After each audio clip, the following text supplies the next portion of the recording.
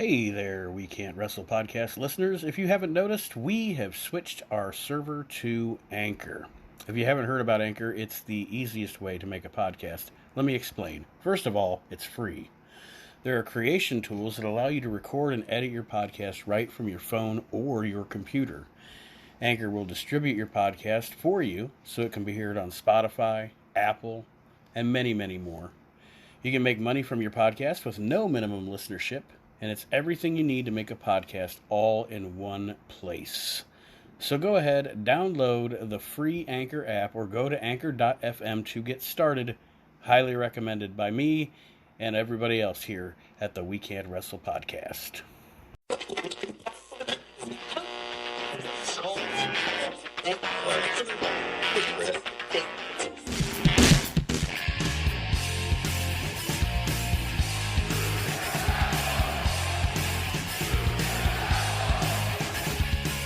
You're listening to the We Can't Wrestle podcast.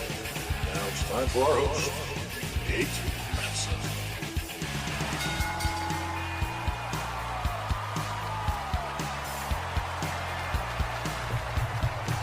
Hello, wrestling fans, and welcome to the latest edition of the We Can't Wrestle podcast. Nate Maxon, your host, with you here, and I have actually in the We Can't Wrestle studios with me this week. We're not recording remotely. Kyle Army. Yes. Wow. We fought snow and COVID to be here live. We fought snow and COVID to be here with you in the We Can't Wrestle studios. And Aaron is with monsters. And Aaron is with us as well. And this week we are continuing our trek through the We Can't Wrestle Hall of Fame, the inaugural class. We're going to have Kyle give his opinions, as Archie, Chad Austin, Aaron, and myself already have, and the rest of the panel will also be later on in this episode as well. That being said, let's go through really quick, for those of you that have been following along or haven't been following along, how this all went down. The criteria to consider to be in the Hall of Fame that I put forth was 10 plus years as a pro. I said exceptions could be made in a situation such as Magnum TA. In-ring ability, promo ability, being of significance to the business, whether as a whole or to a certain promotion or territory, and drawing power. So those were the criteria. Everybody was able to nominate 8, which gave us a 20-person ballot. And we will go over Kyle's nominations after we go over who made it and who did not. Now, the 20-person ballot was Hulk Hogan, Dusty Rhodes, The Undertaker, Roddy Piper, Bobby Heenan, Shawn Michaels, Ric Flair, Bret Hart, Stone Cold Steve Austin, Bruno Sammartino, Randy Savage, Paul Heyman, Vince McMahon Jr., Sting, Andre the Giant, Ricky Dozan, Stu Hart, Gene Okerlund, Terry Funk, and Jerry Lawler. That was the initial 20-man ballot that everyone had to vote for and choose from. And I do want to add this in, because the decision was made after Chad Austin brought it up to me, Kyle. We're going to kind of do a thing that Meltzer does with his Hall of Fame as well, whereas these people are now on the ballot. Next year, the 12 that didn't get in will remain on the ballot, and we'll put another 8 on. But someone can only be on the ballot 5 years, and then they can't get voted for anymore. Yeah, there you go. So they get 5 shots to get in. And here we go, the 2020 class of the We Can't Wrestle podcast Hall of Fame. Let's start here with Hulk Hogan. Okay. So, I mean,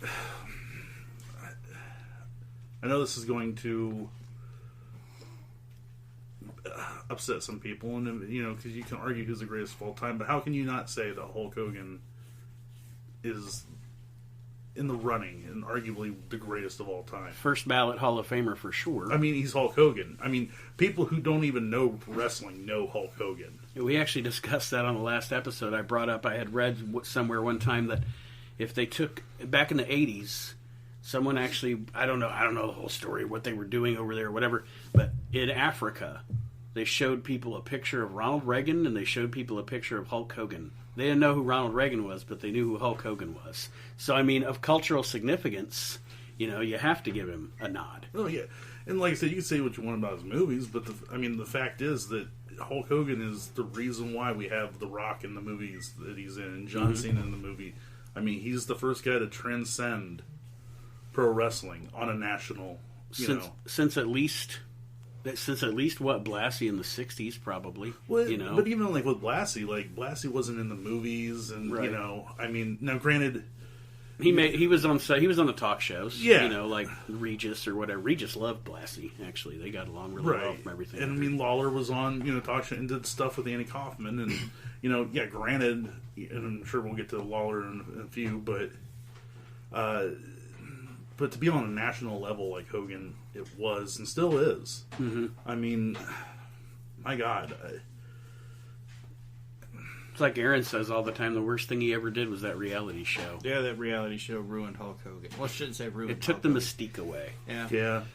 And that's kind of, I don't mean to be, talking about modern product, but that's kind of my fear with this whole Undertaker thing. Like, to see Taker now, like, talking about, like, the end of the era matches with Shawn and Triple H, and to see the documentaries, it's like, as cool as it is, it's one of those things you're just like, man, I don't know if I want this. Right.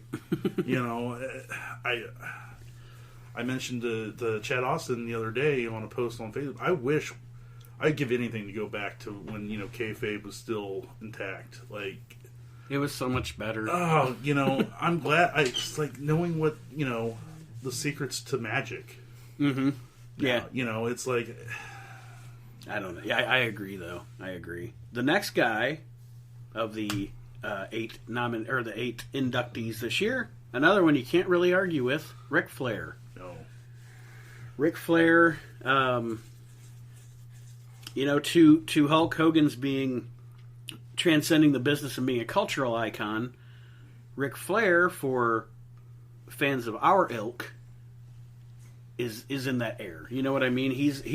Hogan is the one that is the pop star or whatever, but Flair is the artist, I guess, if that makes sense. He is, but like in recent years.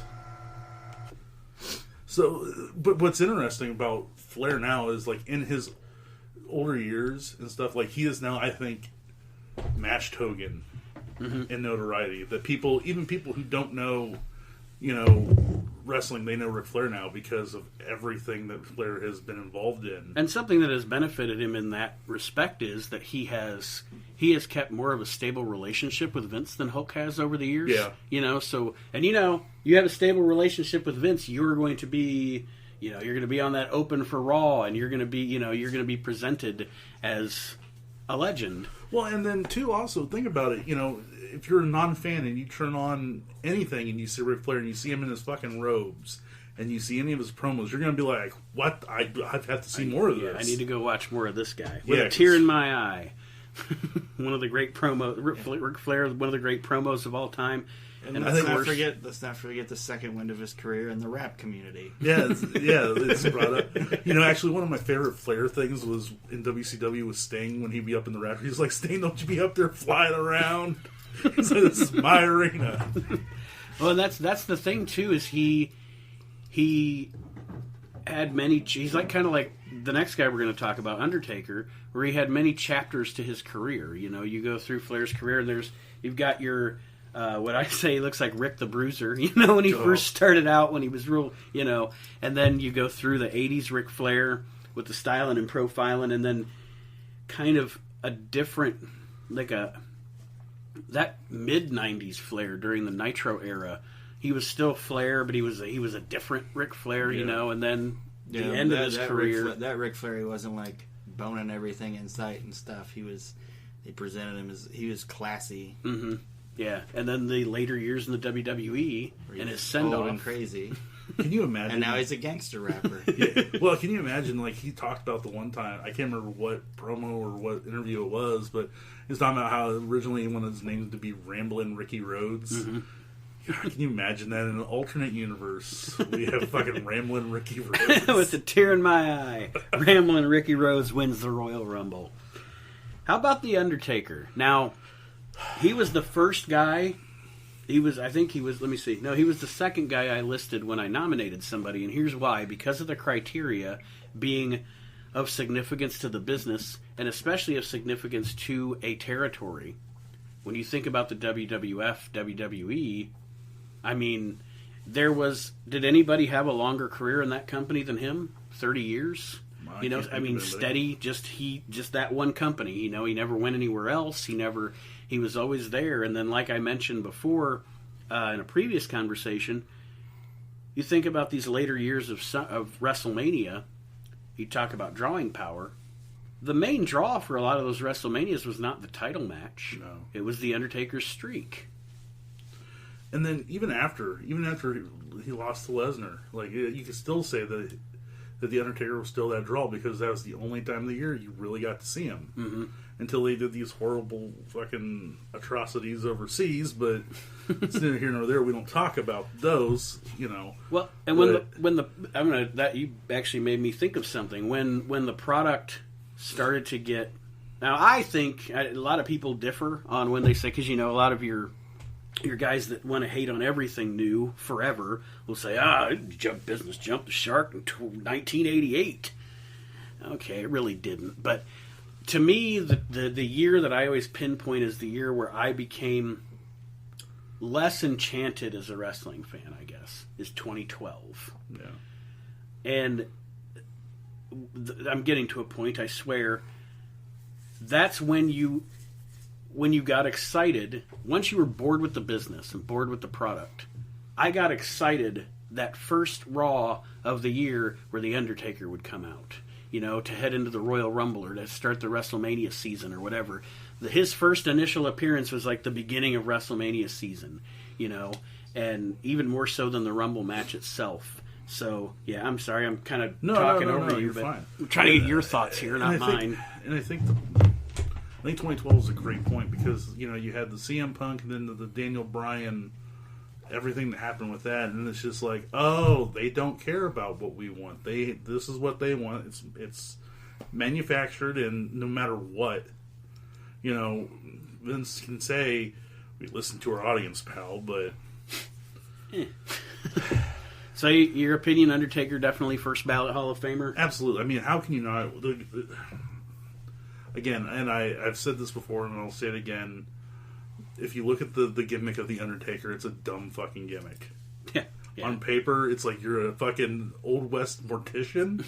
but Awesome. but and that's the speaking credit to The Undertaker. Like, that they were able to take this character that in any other form of media or anything would be goofy as shit. Mm-hmm. I mean, my God, we've seen it how many times with all the different gimmicks that we've had over the years. Yeah. There's a reason why he got it over and Damien Demento didn't. Thank God Mark Calloway wasn't Eggman like he thought he was. You know, and I'm not comparing Undertaker to because Aaron looks over at me like, how the fuck can you... My point is that of all the gimmicks and stuff, I mean, like I said, he took it and made it his own. And the fact he was able to evolve. Yes. My favorite fucking is the 2002, 2003 Big Red, Big Evil, Booger Red. He was a great heel character. Oh, God. And, I mean, like, maybe the best bully character ever because he was a bully, but he was also a badass. You know, like most bullies in wrestling they're a bully, but then they're not. Once they get in the ring, they're kind of, you know, everything is... Run away. Yeah, they run away and blah, blah. Like it's totally out of left field, but like Bad News Allen or Bad News Brown, whatever you want to call him, he was a bully, but he'd end up like getting disqualified or counted out because they like start getting the best of him. He'd just be like, "Fuck this shit," and walk out. And that was like his way of. He was still being a chicken shit. And yeah. Well, he would do things too that like was brilliant because, you know, now if someone turns heel and if they're going to turn heel on a woman or whatever, they'll put her through a table or whatever. All Taker had to do was just shove fucking Lita off the ring, and everyone's like, "Oh, fuck you!" Like, or the segment where he initially turned with Jim Ross. Yeah, you know, are you saying you're better than me? Like that? Just I've been kissing his ass for 20 years. Yeah. The next one, Bobby Heenan, the greatest. I mean, we've talked about a lot about Bobby Heenan on this show, and we always will. He is the greatest announcer. He is the greatest, you know, commentator. He's the greatest manager. Bobby, I'll say this: there was a lot of shit that him and Monsoon had to go through and watch through, and they made it entertaining no matter what it was. Mm-hmm. And he was greatest overall entertainer, in the history of the business. I mean, can we all agree on that? The reason I haven't been saying much on these is because I've gone through this twice, but I've said it on every single one. I'll say it on anything we ever talk about with Bobby Heenan. Bobby Heenan, there's nobody that's been better at everything than Bobby Heenan. And he was one of those guys. Bobby doesn't even, not to cut you off. No, yeah. But Bobby, they talk, he's a great he was a great color man. He was a great manager. He was this. It's like Bobby Heenan was a great worker too. Oh yeah. Well, because he's in that same category as Vince was, where he wasn't afraid to make himself look like a fool. Mm-hmm. Whether he was in the weasel suit and he'd take a fucking ass over, or he's on the back of the camel.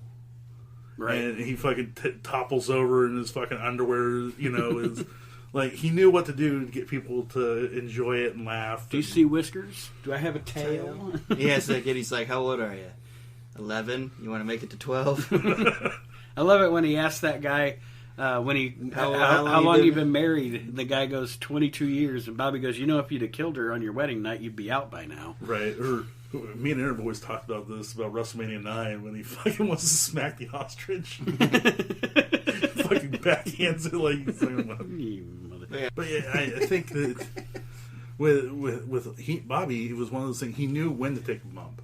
Mm-hmm. Now, I don't want to get into the whole flips, dives, and everything else, but it's like when he took a bump, it meant something, and it looked like it hurt. Yeah, and it didn't look choreographed or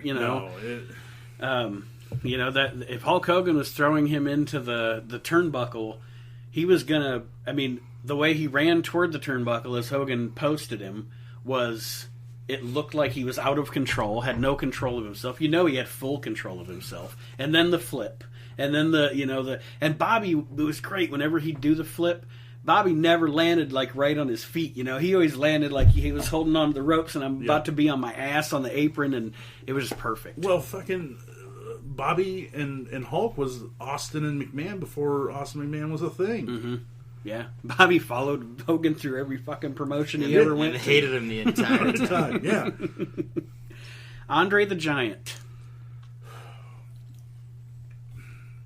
If you're gonna have a wrestling company, I don't care. Even if you're gonna have a fucking attraction company, I don't care what it is.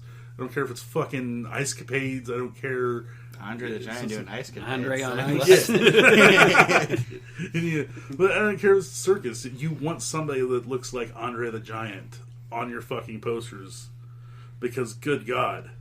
And I don't know if you've got a chance to read the book, the biography. That book gave me so much more insight into the extent of his career. And the draw that he was in so many places that I didn't even realize, Well, and also just the fact of what he had to do to travel. Mm-hmm. Like, to be bent over in a fucking minivan type thing, or shit in the bathtubs when he's over in Japan because he can't, Right. Like, things that we don't take. Can you imagine that? Being the size of fucking Andre the Giant in Japan, where it's made, nothing against Japanese people. No, everything over there is, they sleep in they got hotels where they just sleep in a tube in the wall. Yeah, God, I mean, I'm normal sized and still shit in bathtubs just to do it. Just to do it. But, yeah, I mean, and like I said, he's one of those guys that, and I get so pissed off when I read things from, Meltzer, oh, Andre the Giant, he isn't what he used to be. Well, fuck you. After WrestleMania 3, he didn't need to fucking be anything more than what he was. Mm-hmm. Be an attraction. Exactly. Yes. Don't give me this work rate bullshit. He deserved to be able to fucking, if you want to say, he fucking just kind of lazily went through the match. Well, fuck yeah. Yeah, he's in pain. He's in great amounts of pain and still out there performing. Yep. And, yeah. I mean, and again, just talking about the criteria, you talk of significance to the business, drawing power, Andre checks all the boxes. And you can also, people can say he was, grouchy or didn't want to work with everybody and this, that, and the other thing, but at the end of the day, the guy went through all that because he respected and loved the craft that he did. Mm-hmm. Right. Well, and I don't want to get off topic, but real quick, I just want to say that, it's like Harley Race. People sit there and go, well, why in the world were they such... Why were the old timers such assholes and stuff? And it's like, I can't remember who was Harley Race's mentor. Oh man, it was a big fat guy. I don't even know. I'd have to look it up. It wasn't Giant. It wasn't Haystacks Calhoun. It was another. It was like, I can't think of his name. Anyways. The guy was bigger than what Haystacks Calhoun was. Mm-hmm. Harley Race had to wipe his ass.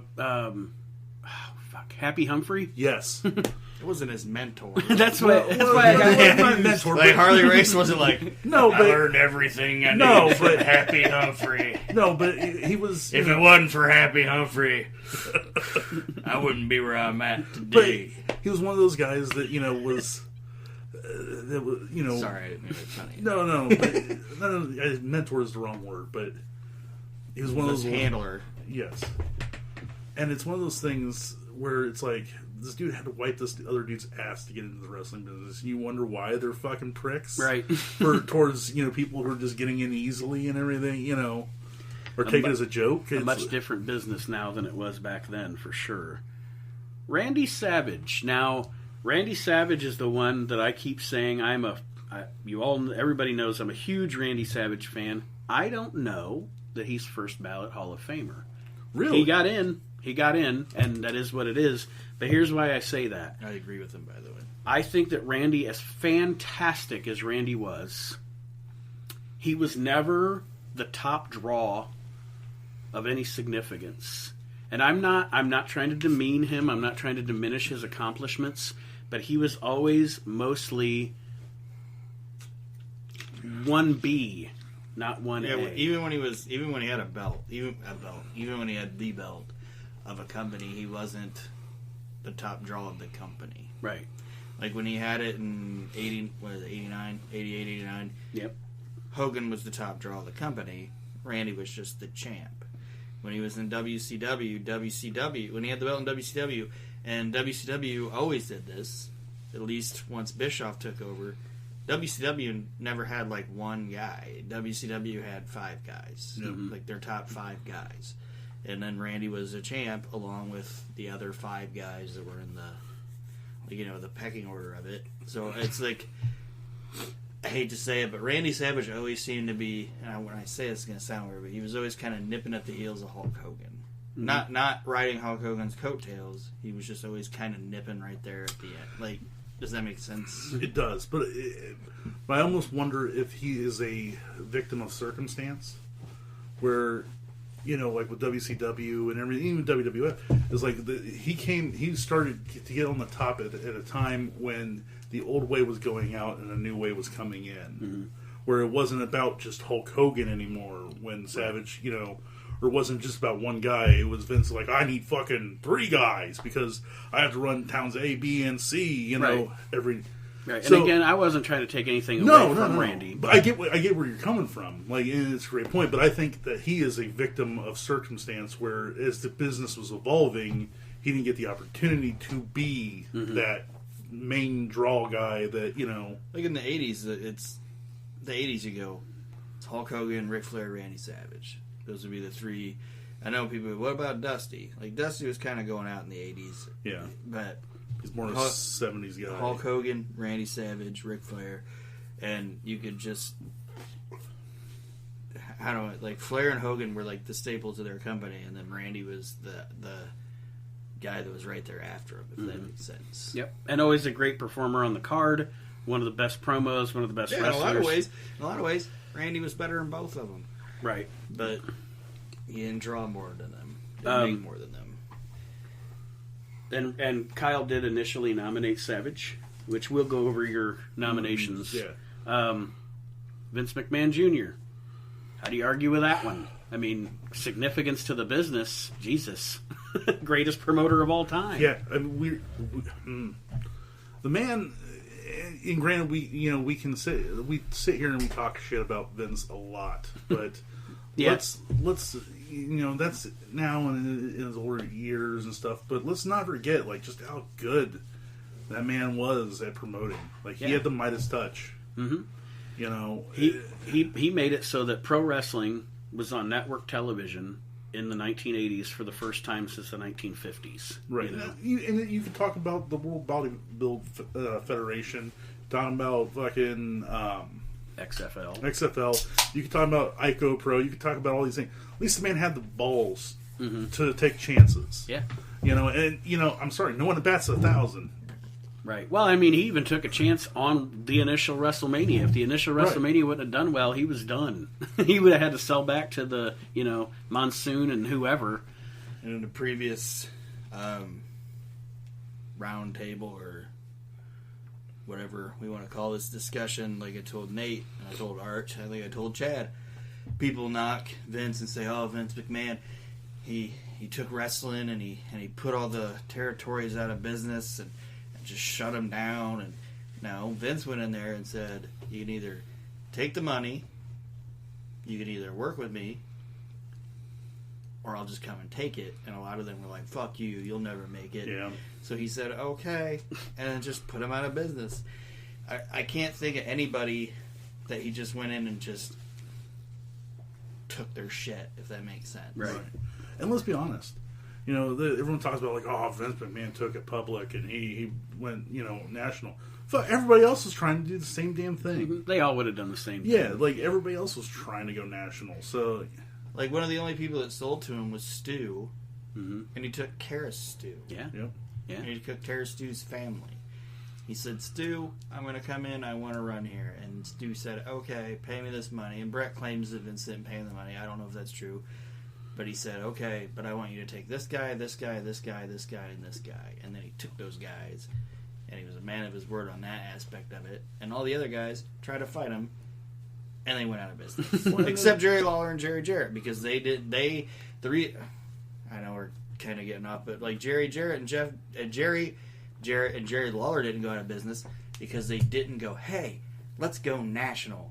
They said, hey, let's do what we have this little area right here, and they like us better than everybody else, so let's just stay here. And even with what happened with Houston Wrestling, mm-hmm. He was basically offered Paul Bosch. Thank you, Paul Bosch, the opportunity to basically be, a outfit for the World Wrestling Federation in Houston. Mm-hmm. And it wasn't until Paul Bosch was like, nah, well, we don't really want to do that. We want to do it this way. Then he took care of him and fucking gave him this grand exit from the business and stuff.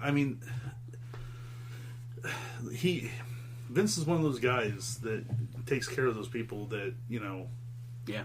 Yeah. And you can, again, people can say what they want, but at the end of the day, I know that decisions have been made and he's done things that have been questionable, and it is what it is.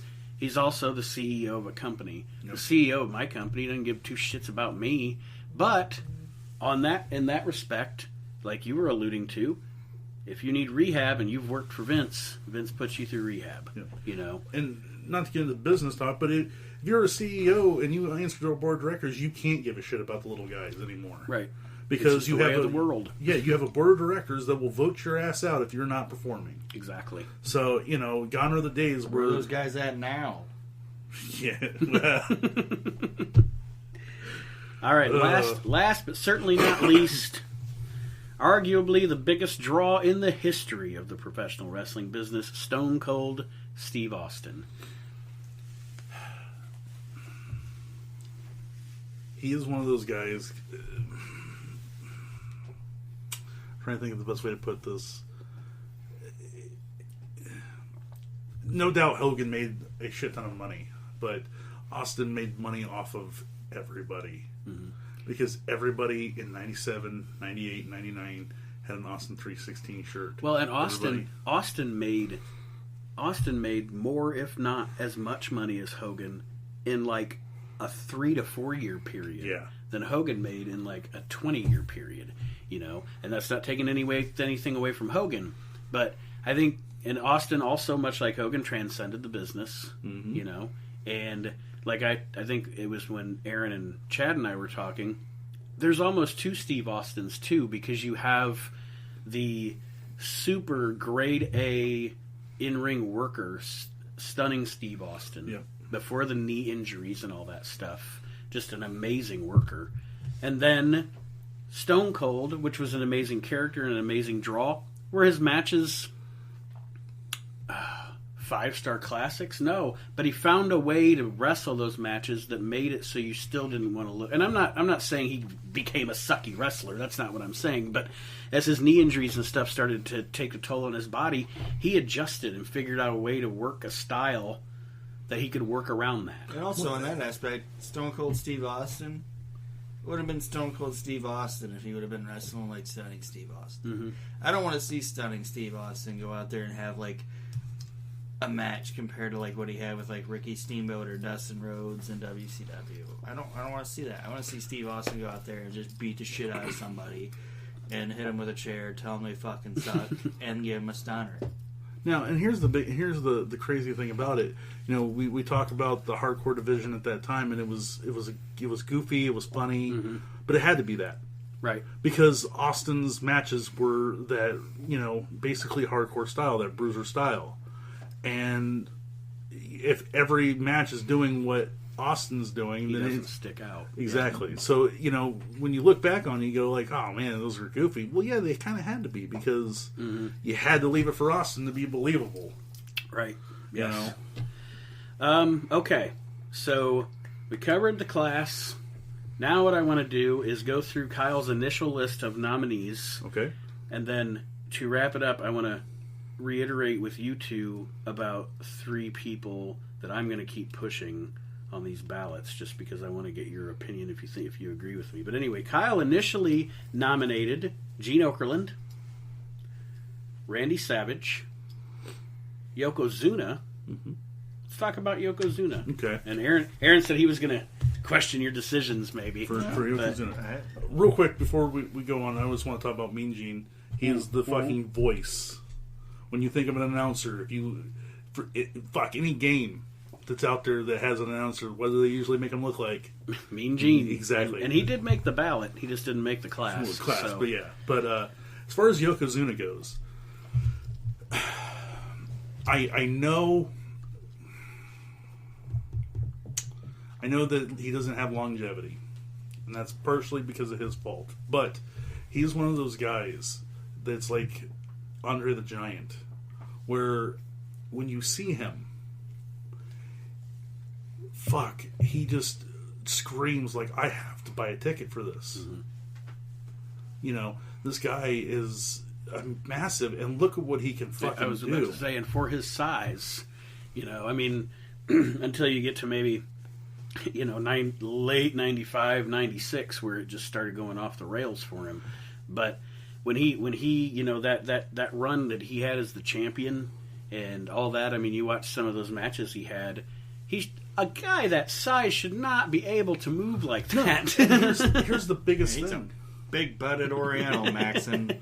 But here's a big thing about it, too. Like, he wasn't a caricature. Yokozuna, like, he didn't come out and, you know, wasn't the silly Japanese guy. Right. Like, you know, they treated it with honor and respect, where when he can't, you know, like I said, he looked and felt like an actual Yokozuna, which, you know, I'm not sure how many people out there know, but the title Yokozunas was given to the best sumo wrestlers. Mm-hmm. And so, you know, plus, like I said, you put him on the bill with anybody at that time. Anybody. Especially when you're leaving the you know, the jacked up 80s and we're going into the 90s. Put Bret Hart against him. Put Shawn Michaels against him. Austin against him. Owen against... It doesn't matter. You're automatically going to sell tickets because you're just like, well, how the fuck? Even Lex Luger. You're going to be like, how is he going to overcome this? Right. You know, for the first time in forever, we had a guy that, you know, when the Royal Rumble happened, it wasn't like with Andre, it was like, how the fuck are they going to get this guy over the top rope? And he was so big, he made Randy Savage a moron for 30 seconds. Yeah, he Randy did. Savage tried to pin him in the Royal Rumble. Yeah, he did. After he'd been in like 10 of them. Well, just to there weren't 10 of them. Just to knock him off the board, a couple of guys that you nominated that did get in, You nominated Hogan. You nominated Andre. Mm-hmm. I said you nominated Savage. You nominated Heenan. So one that you nominated that made the ballot but did not get in. And I was actually kind of surprised. I don't think Aaron nominated this guy. Let me look. He did not. I was actually surprised Aaron didn't nominate this guy. Roddy Piper. Look, I'm going to say this.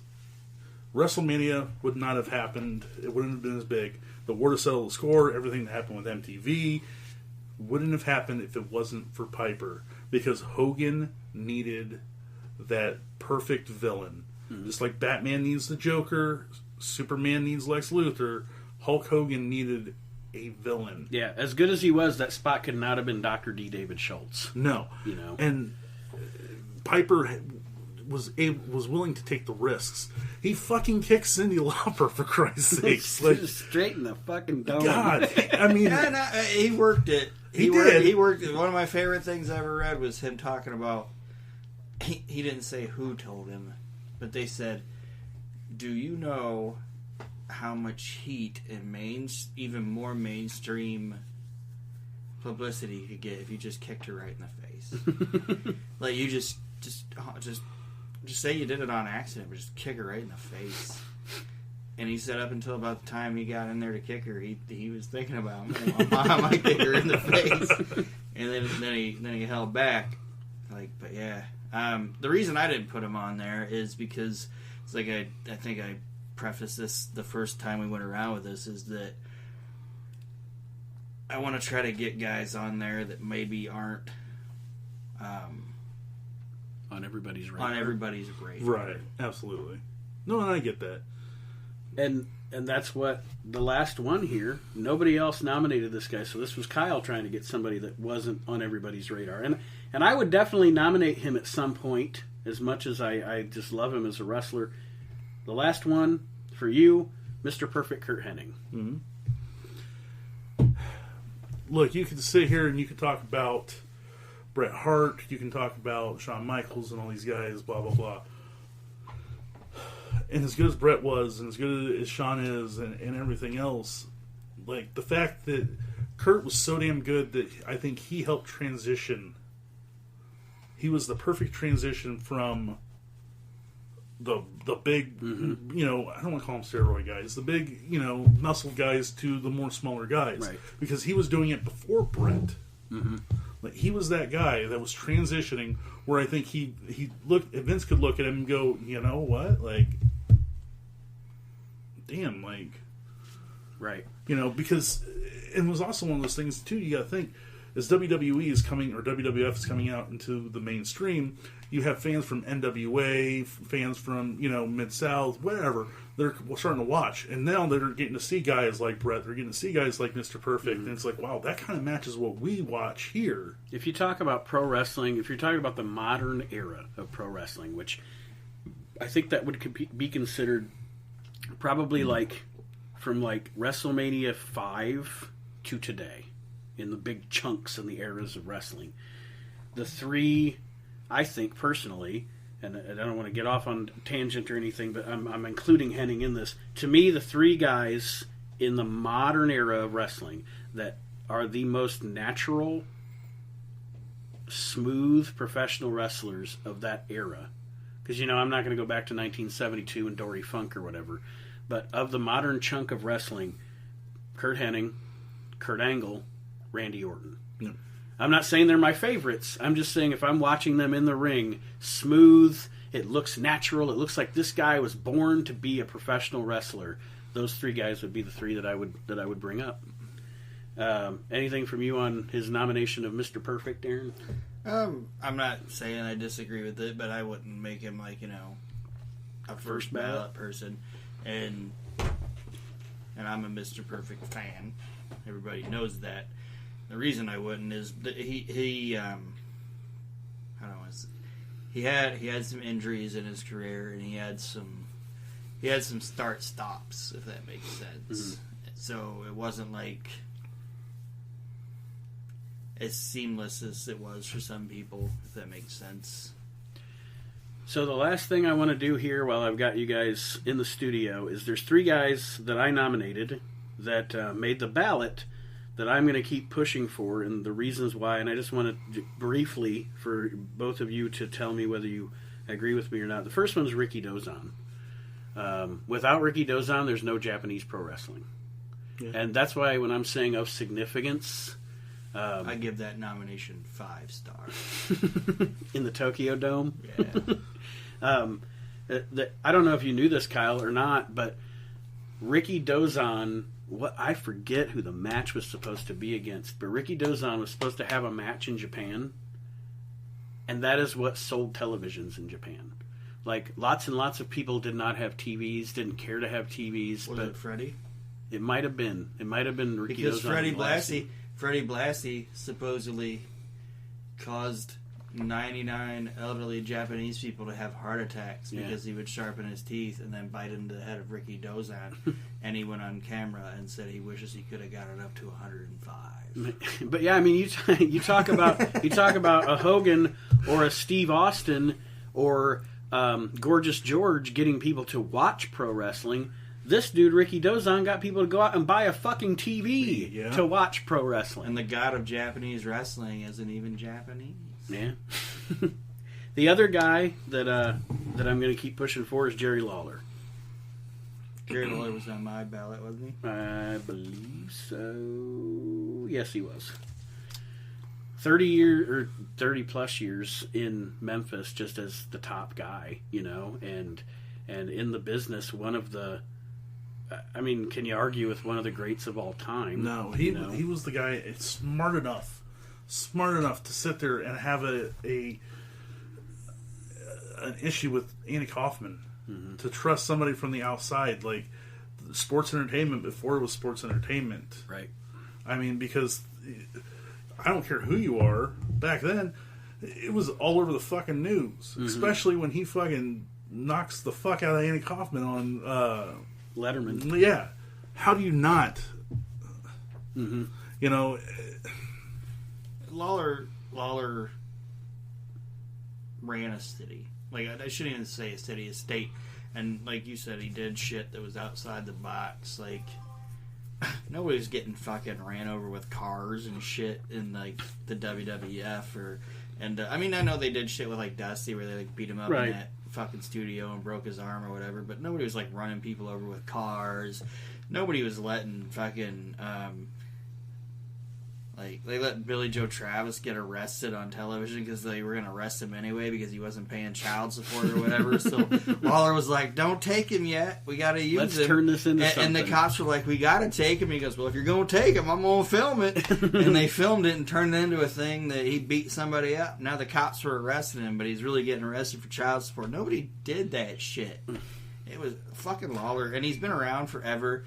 He's wrestled everybody. He's been everywhere, and he's never not been good. That's the other thing. Like, there's not very many people where you can say through this guy's entire career he was never not good. There was even a period of Ric Flair's career where Ric Flair wasn't very good. Well, and think about it too. You talk about running people over the cars. You talk about getting arrested. You talk about all these things. Son of a bitch! Look what Vince did in the late '90s during the Attitude Era. A lot of that was Lawler's fucking ideas, just rehashed. Yeah. So he's the only guy Vince can put out of business too. Last and certainly not least, and then we will wrap it up. I'm going to keep pushing for Terry Funk. This guy was the NWA champion in the 70s. Had a career in the 80s where he just went to every single territory and made his mark, whether it was the WWF or his feud with Flair in the NWA or what have you, or Texas or whatever. And then in the 90s, they built ECW on his back. Like, this guy is, to me, is part of the lifeblood of the history of professional wrestling, and I'm going to keep pushing for Terry Funk. And he put in the best I quit notice of all time. Sorry, Vince, sick. my horse is sick. I'm going home. I gotta go home. And then he just didn't come back until like 98. And he's one of those guys that I don't think he's got to be the inspiration of the Undertaker being the last gunslinger. because Oh, you watch Taker, you watch Austin. yeah, any of those guys of that ilk. There's He's lots a guy of that Terry Funk in there. He's a guy that reinvented himself all the time, and like you talk about the 90s when he came back and he was all hardcore and everything like that. That was cool. But like 89 when he came back to fight Flair, like he was old then and he was in the best shape of his career. When he came back to fight Ric Flair, you knew he was like, I'm wrestling Ric Flair. I can't go out there and look like a fucking schlub. Right. And he looked like fucking Terry Funk had abs. Like the only time in his career he had abs was in like 89. It's fucking nuts. Anything else on Funk before we wrap it up? He was one of those guys. It's a throwaway line. It's a throwaway show. But I remember it was a Shotgun Saturday Night, and I can't remember who Funk was facing, but Austin was on commentary. And the entire time, Austin's putting over Funk. Because they're supposed to have, I think it was like something at the Rumble. Funk was going to be in the Rumble. Yeah. And it's just like, the fact is, like, here you have Austin, the fucking star Right. of WWF, and he's like, I know he might be old, but that motherfucker's tough. Like, he...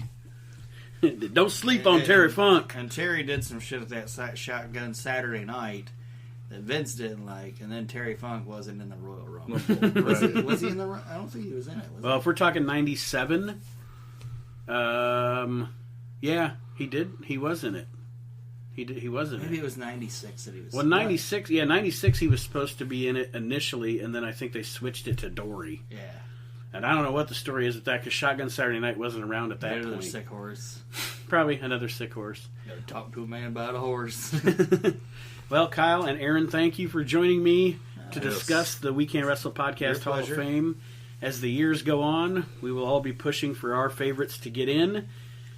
But thank you for helping me open up the show, guys. I'm excited for next year, because now we've got the heavy hitters out of the way. Yep. So it's going to be interesting. You're going to have barely anybody on my list got in. The heavy hitters are still there. People are going to have to think harder about, especially since the 12 that didn't get in are still going to be on the ballot. So now you're still going to have to think about who that next 8 can be, and you dig into more. Yeah, definitely. Like I've already been thinking about it. Like so I'm already. Here's a question I want to ask real quick, and I know I don't mean to do it on the podcast, but. So, like next year, if we do tag teams, is tag teams one spot, or do we have to have both people? I would say if someone's career was, let's say, the Legion of Doom or the Rock and Roll Express, if their career was mainly, like we said, 10 years or more in the business, if they were in a tag team for the majority of their career, 10 years or more, I say nominate them as a tag team. Yes, I think that. But like as an example, Shawn Michaels and Bret Hart are both on the ballot now. Yep. As Shawn Michaels and Bret Hart. Now, later down the line, can we talk about nominating? I don't know, because I don't want to get into that WWE thing where somebody's got like 15 nominations. Somebody should only be in once. I do too.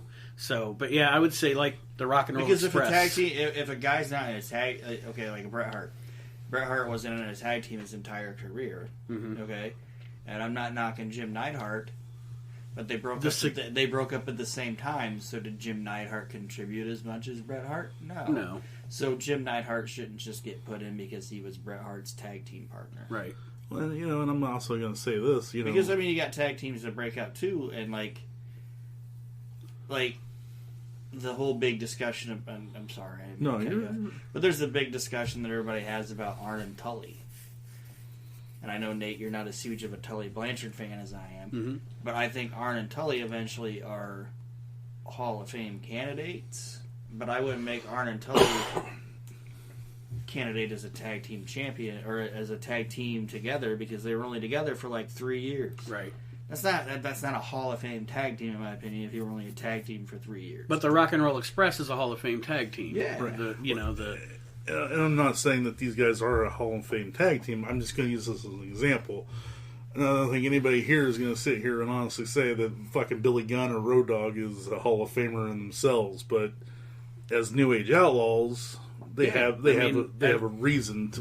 They were the biggest team of their time, for a period of time. Or another team that I would. Now you got me thinking about tag teams. I would nominate Butch Miller and Luke Williams. Yeah. Because they weren't just the Bushwhackers; they were the Sheep Herders. They had a long career together. They were really good. Says, the Bushwhackers. It's like, fuck you, the Bushwhackers were entertaining. Yeah, and they have one of the coolest fucking things with Roddy Piper. Fucking Piper smashes that goddamn beer bottle.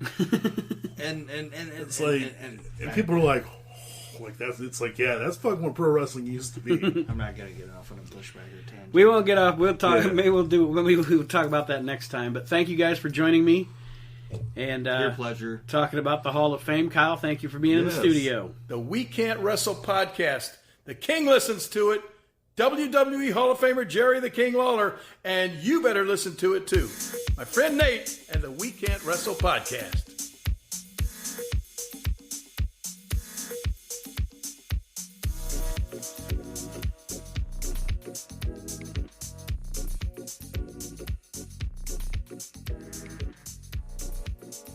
Snacks. All right. Look at that. We are live. Woo! In the Asylum Wrestling store. What's everybody doing? In here along with what is up, everybody? Mr. Rocky Turner, Mr. John Majefski, and Mr. David Gold.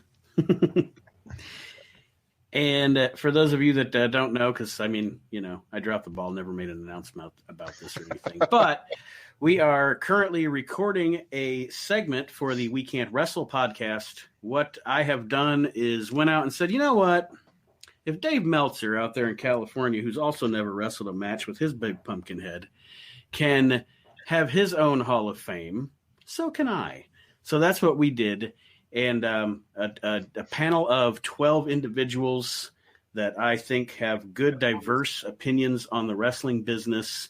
I had each person nominate 8 wrestlers or personalities to be in the Hall of Fame. Based on those nominations, we got down to a 20-person ballot and have 8 inductions this year in the inaugural edition of the We Can't Wrestle Podcast Hall of Fame. Now, this is going to be not only live in the Virtual Asylum, but of course as part of the podcast. So because of that, since we're live in the Asylum Wrestling store, before we go into the Hall of Fame, I would love for David and Rocky to talk about what is coming up in the Virtual Asylum. If you're not a part of it, you are missing out, ladies and gentlemen. Yes, you are. I'll let the man of the hour start. This guy. Well, we got Lex coming this Saturday. We're all constantly trying to bring in somebody new every week, every 2 weeks, whatever. A lot of people on the radar, a lot of great talent already signed, as you've seen from our tour poster. But yeah, never dreamed in a million years back in, I guess, April, that we would be where we're at now on the map. It's been fantastic, you know, and not only giving the fans the opportunity to meet the stars, but giving the stars the opportunity to make their living during a pandemic, you know. Exactly. It's been a fantastic journey. You guys have done a fantastic job.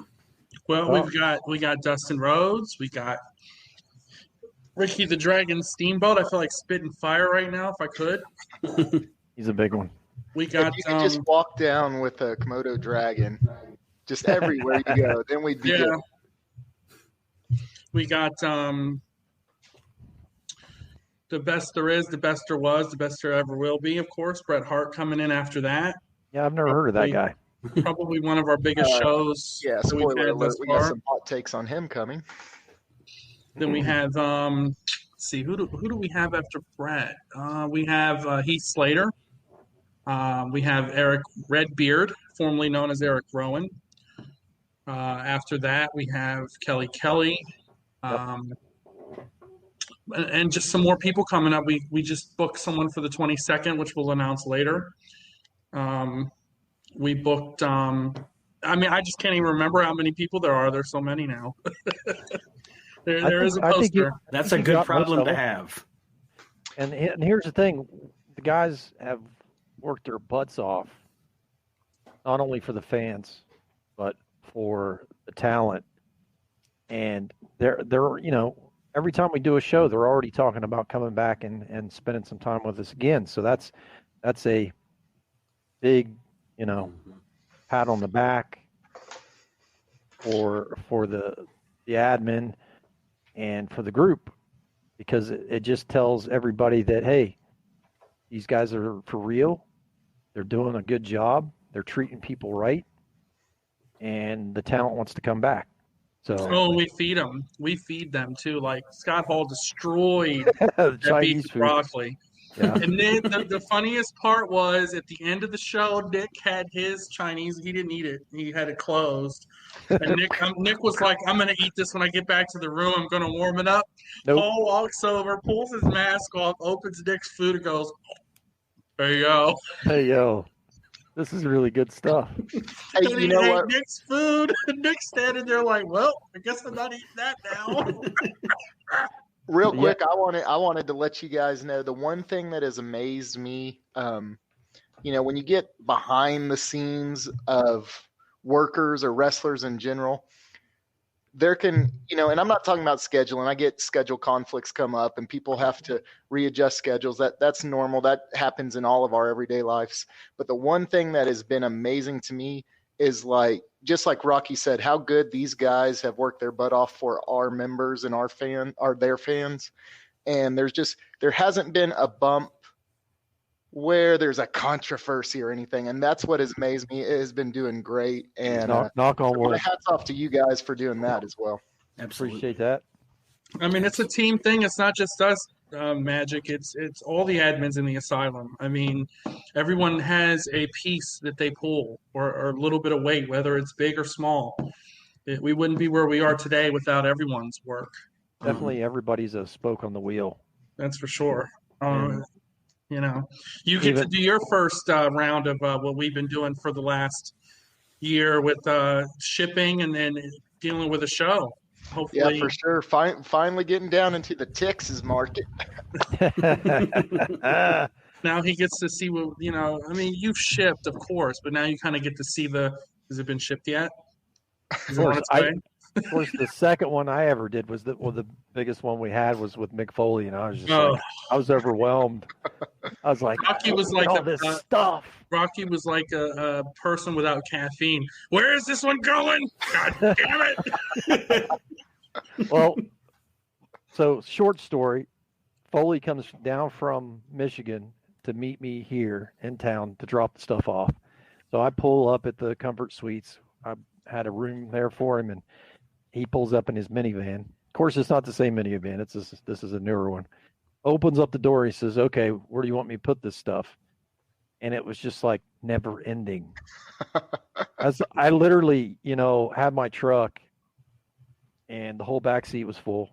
Half the bed was full. And then the front seat had a couple small boxes. And Rocky had to rent out another room just to put stuff in. I'm like, is that all? He says, well, I think so. Let me double check. And he started rifling through a couple other boxes. Yeah, I think that's it. Oh, and then he posted that video on Twitter, and like the camera pans on all the stuff around the room, and we're just like, did we really sell all of that? You're looking at your future workload. Yeah. Yeah. And then Melina comes in, and then Foley is outdone, and it's like it takes me a week and a half to get through her stuff. Like every day I got home, I'm like, am I still not done? She had an energy like none other. I mean, Foley's was big stuff, lots of figures and stuff like that. Melina was like, if I popped one more 8x10 in a top loader, I was going to blow my head off. I mean, it was just a bunch of 8x10s, and it wasn't like, oh, this guy got this guy got this. Well, let's go ahead and think of that for a second. If you were going to see a picture of someone over and over and over, would you rather Mick Foley or Melina? I mean, I don't know. I'd rather get the figure signed, right?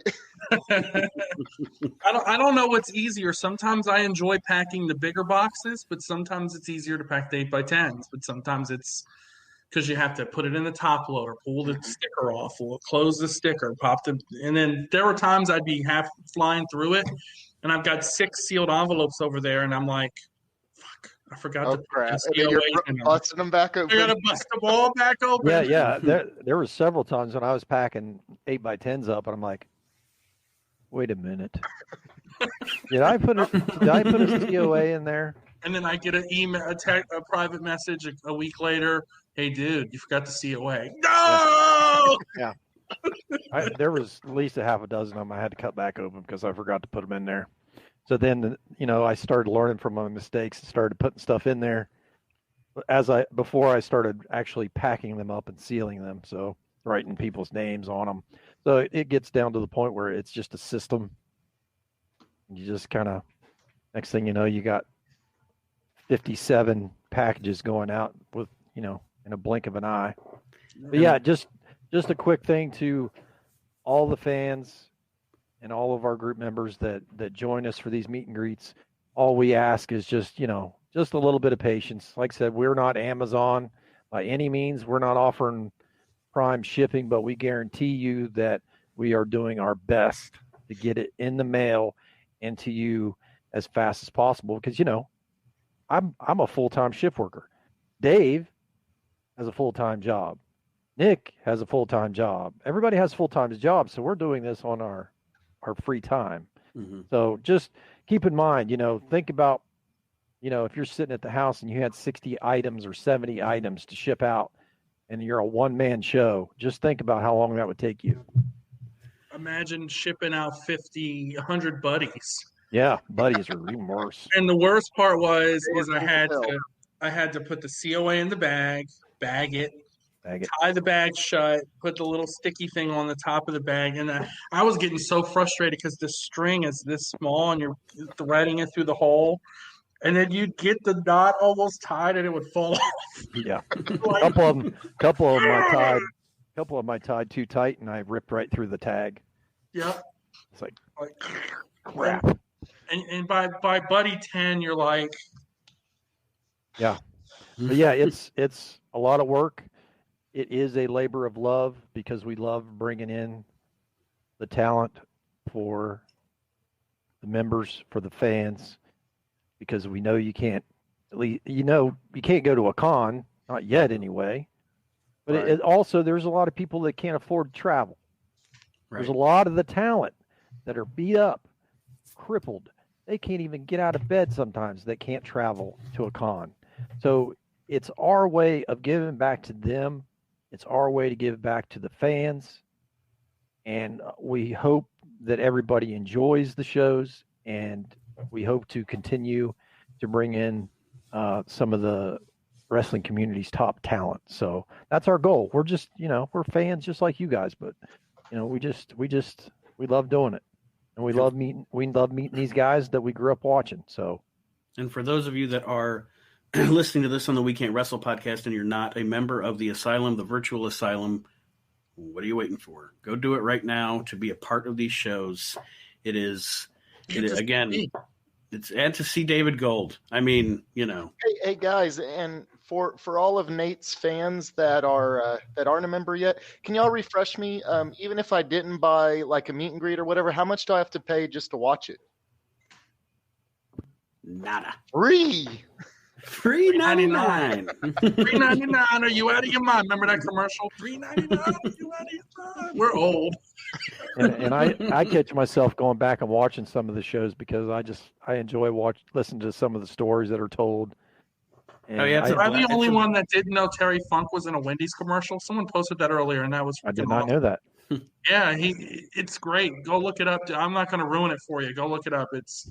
I had no clue, and he's like, it's awesome. Yeah, sometimes when I'm editing it as the podcast, I'll just be listening to the story.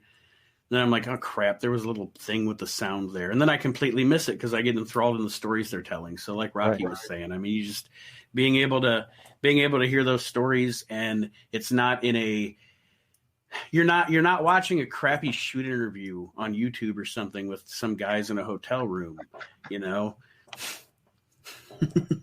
Asylum shirts. Yes, Eduardo, we do sell shirts. If you go to ProWrestlingTees.com and look for the Asylum, you will see our logo, and you are able to purchase your very own Asylum T-shirt. Seth, nobody. We're open. We're equal opportunity.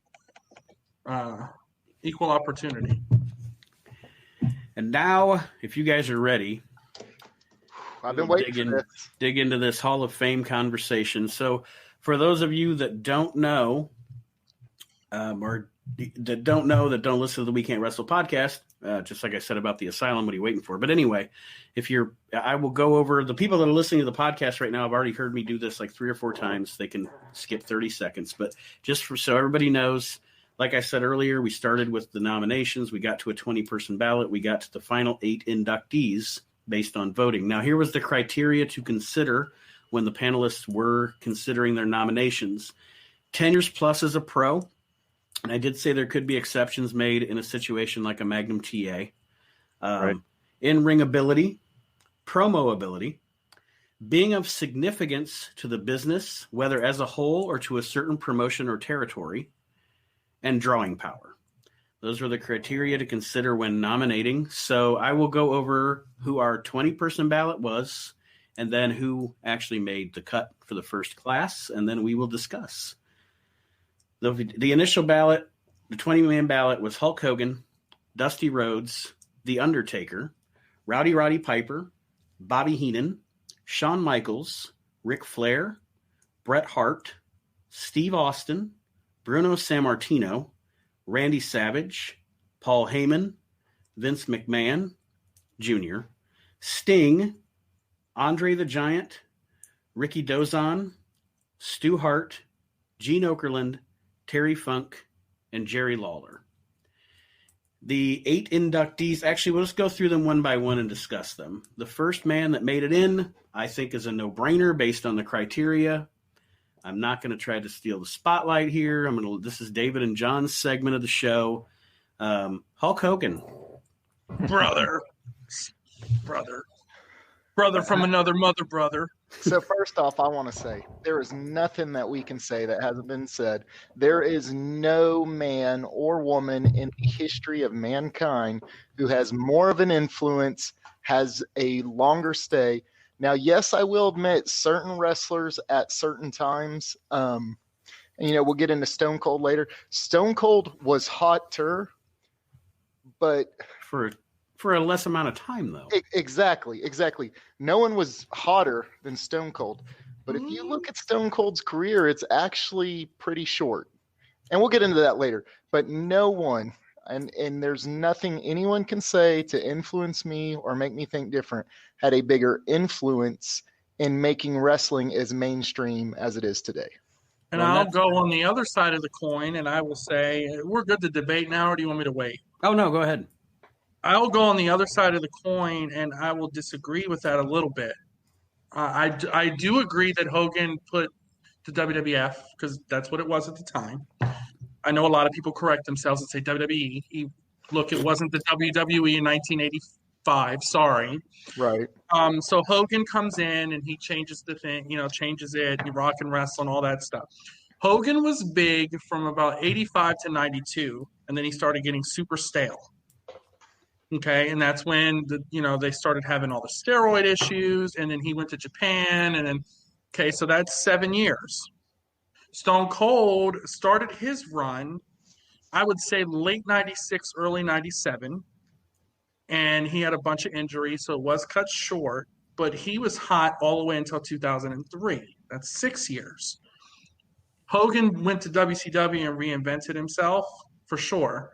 But at the same token, the runs were only a 2 to 3 year difference. It doesn't seem that way, but it was. But you're 100% wrong, and this is why. Stone Cold was only big in that 6-year run in WWE. Hogan was big in AWA. Hogan was humongous in Japan. Hogan was obviously the biggest ever in WWF. And then Hollywood Hogan was the biggest thing once he went to WCW. Hogan, everywhere he was, and granted, I know before he got to WWF, he wasn't, the number one man, but he was big everywhere he went. Stone Cold was never big until he was Stone Cold. I disagree with that. He was huge to a different demographic, but he was really good in ECW. Okay, and I get it. No. Hold on. He was big in ECW. He was really good at Stunning Steve. He was great with Brian Pillman. He was great. He wasn't main eventer like Hogan for sure, but his rise wasn't Hogan was around late 70s and what it was in Stone Cold's level, right? Mid card, working his way up. So yes, Hogan's run spanned across, but Austin's run, had Bischoff not misused him, would have been just as big as Hogan's if he used him appropriately. But I'm not disagreeing with you though. Hogan is huge, but I would say that Austin's run was shorter only because of injuries and Vince wanting to do certain things to Stone Cold's character. But that's a whole nother episode. Well, that I won't disagree We'll be here with. for 10 hours. But first, let me go through all that. if you are in any of the big wrestling federations, you're amazing, right? The worst. If you get in any ring, you're amazing. So I'm not. When I say that, I'm not saying like Stone Cold wasn't good. He was good. Yeah. He was great everywhere, but he was not over. He was not. He was not top tier. He was lower to low card, lower middle to low card at best. That's where we're going to disagree, because I was a big WCW fan in the early 90s, and I was a kid, right? I was young. Cool. Tell me. People would argue I was too young, but I loved it. I loved. Tell me a great WCW feud you had. You had a bunch of great feuds. Are you kidding me? Oh, that's none. Go ahead and tell me one. Oh, for the love of God, really? Are we going to go? Let's go to let's go back and debate this, so we're not doing this for hours. I will chime in with that when we get to Steve. But one thing I want to say, let's get to Steve on that, because Magic is way wrong. He had a bunch of great WCW feuds, but let's go on. One thing I will say about Hogan is another thing that I think is where he checks a box is that with Hulk Hogan, for the first time since probably Gorgeous George on the Dumont Network in the 1950s, when Hogan came along, he was the wrestling star that transcended the wrestling business. There's actually a story from a journalist that was in Africa.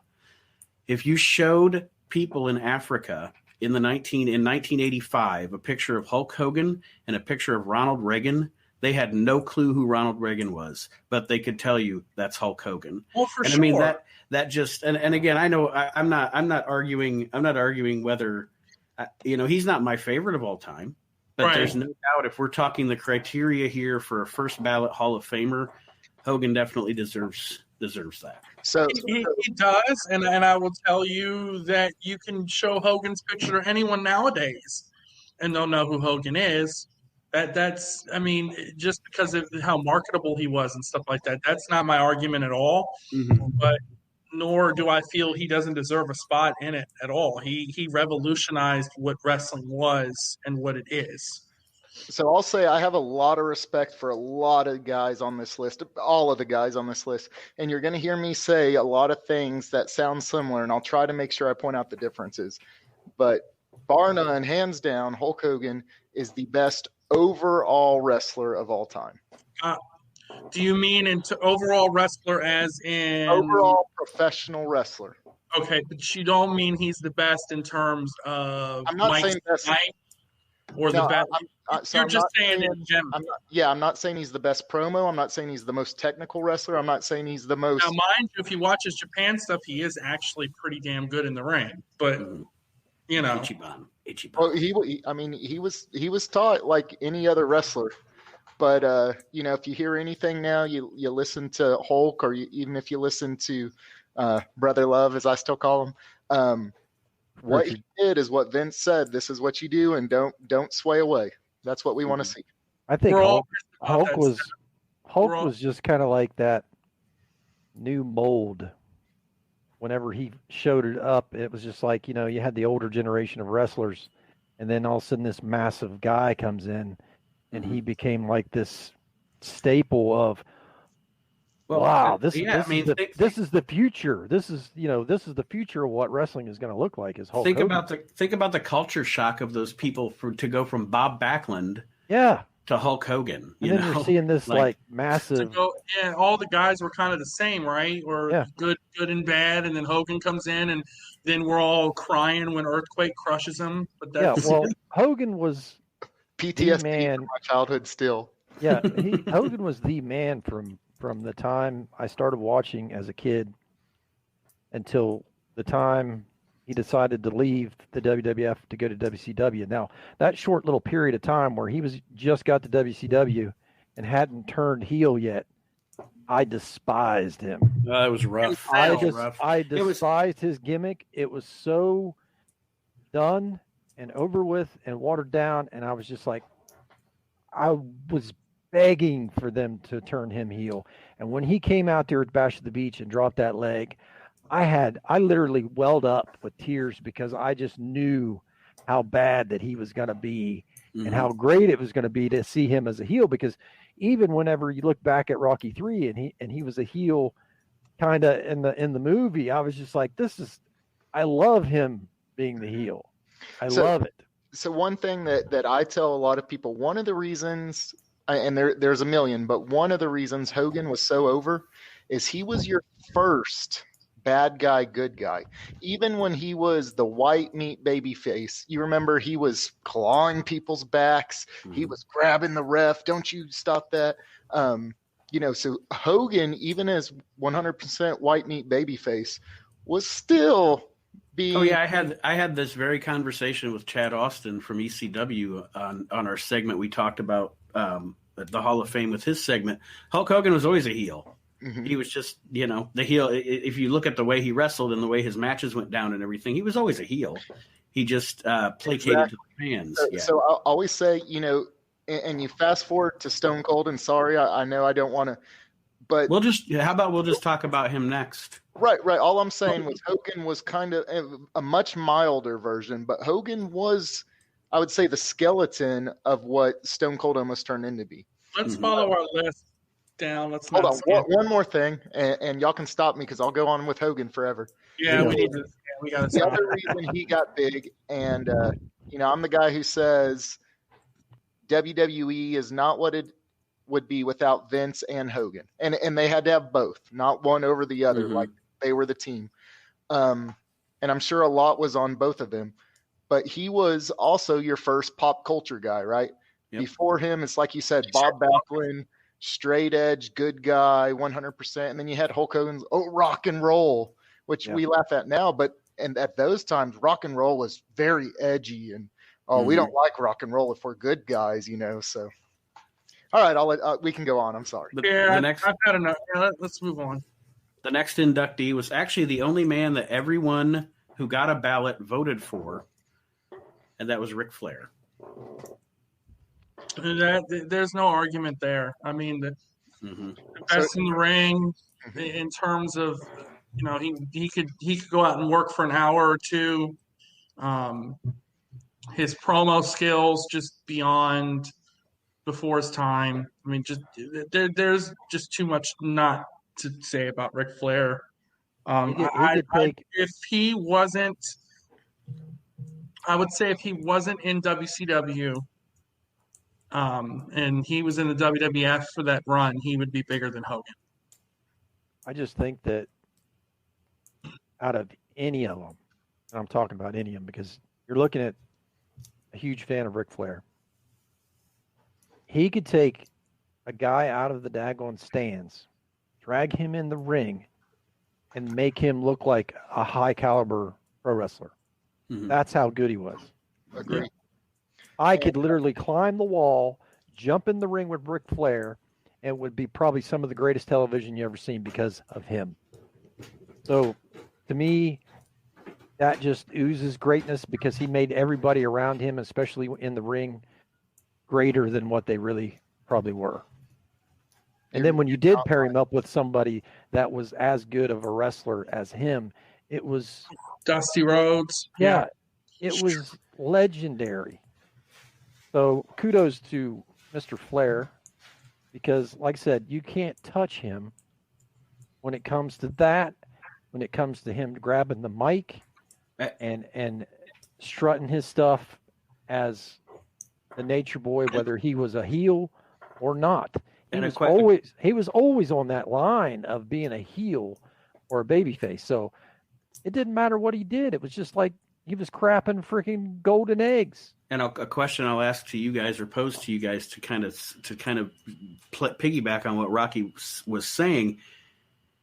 no matter how much we would love, say, if my favorite wrestler of all time, it varies, but a lot of times it's Randy Savage, maybe Bret Hart, but or Mick Foley, or I mean, Magic's love for Hulk Hogan, or Goldie's love for DiBiase, or what have you. The question I pose to you guys is, if we're looking at pro wrestling as a whole in its history, was there ever a guy that personified world champion better than Ric Flair? I mean, Ric Flair is what the world champion is to me. I'd say Liger in the Japan world. Liger in the Japan world would be the Flair of Japan, right? Right.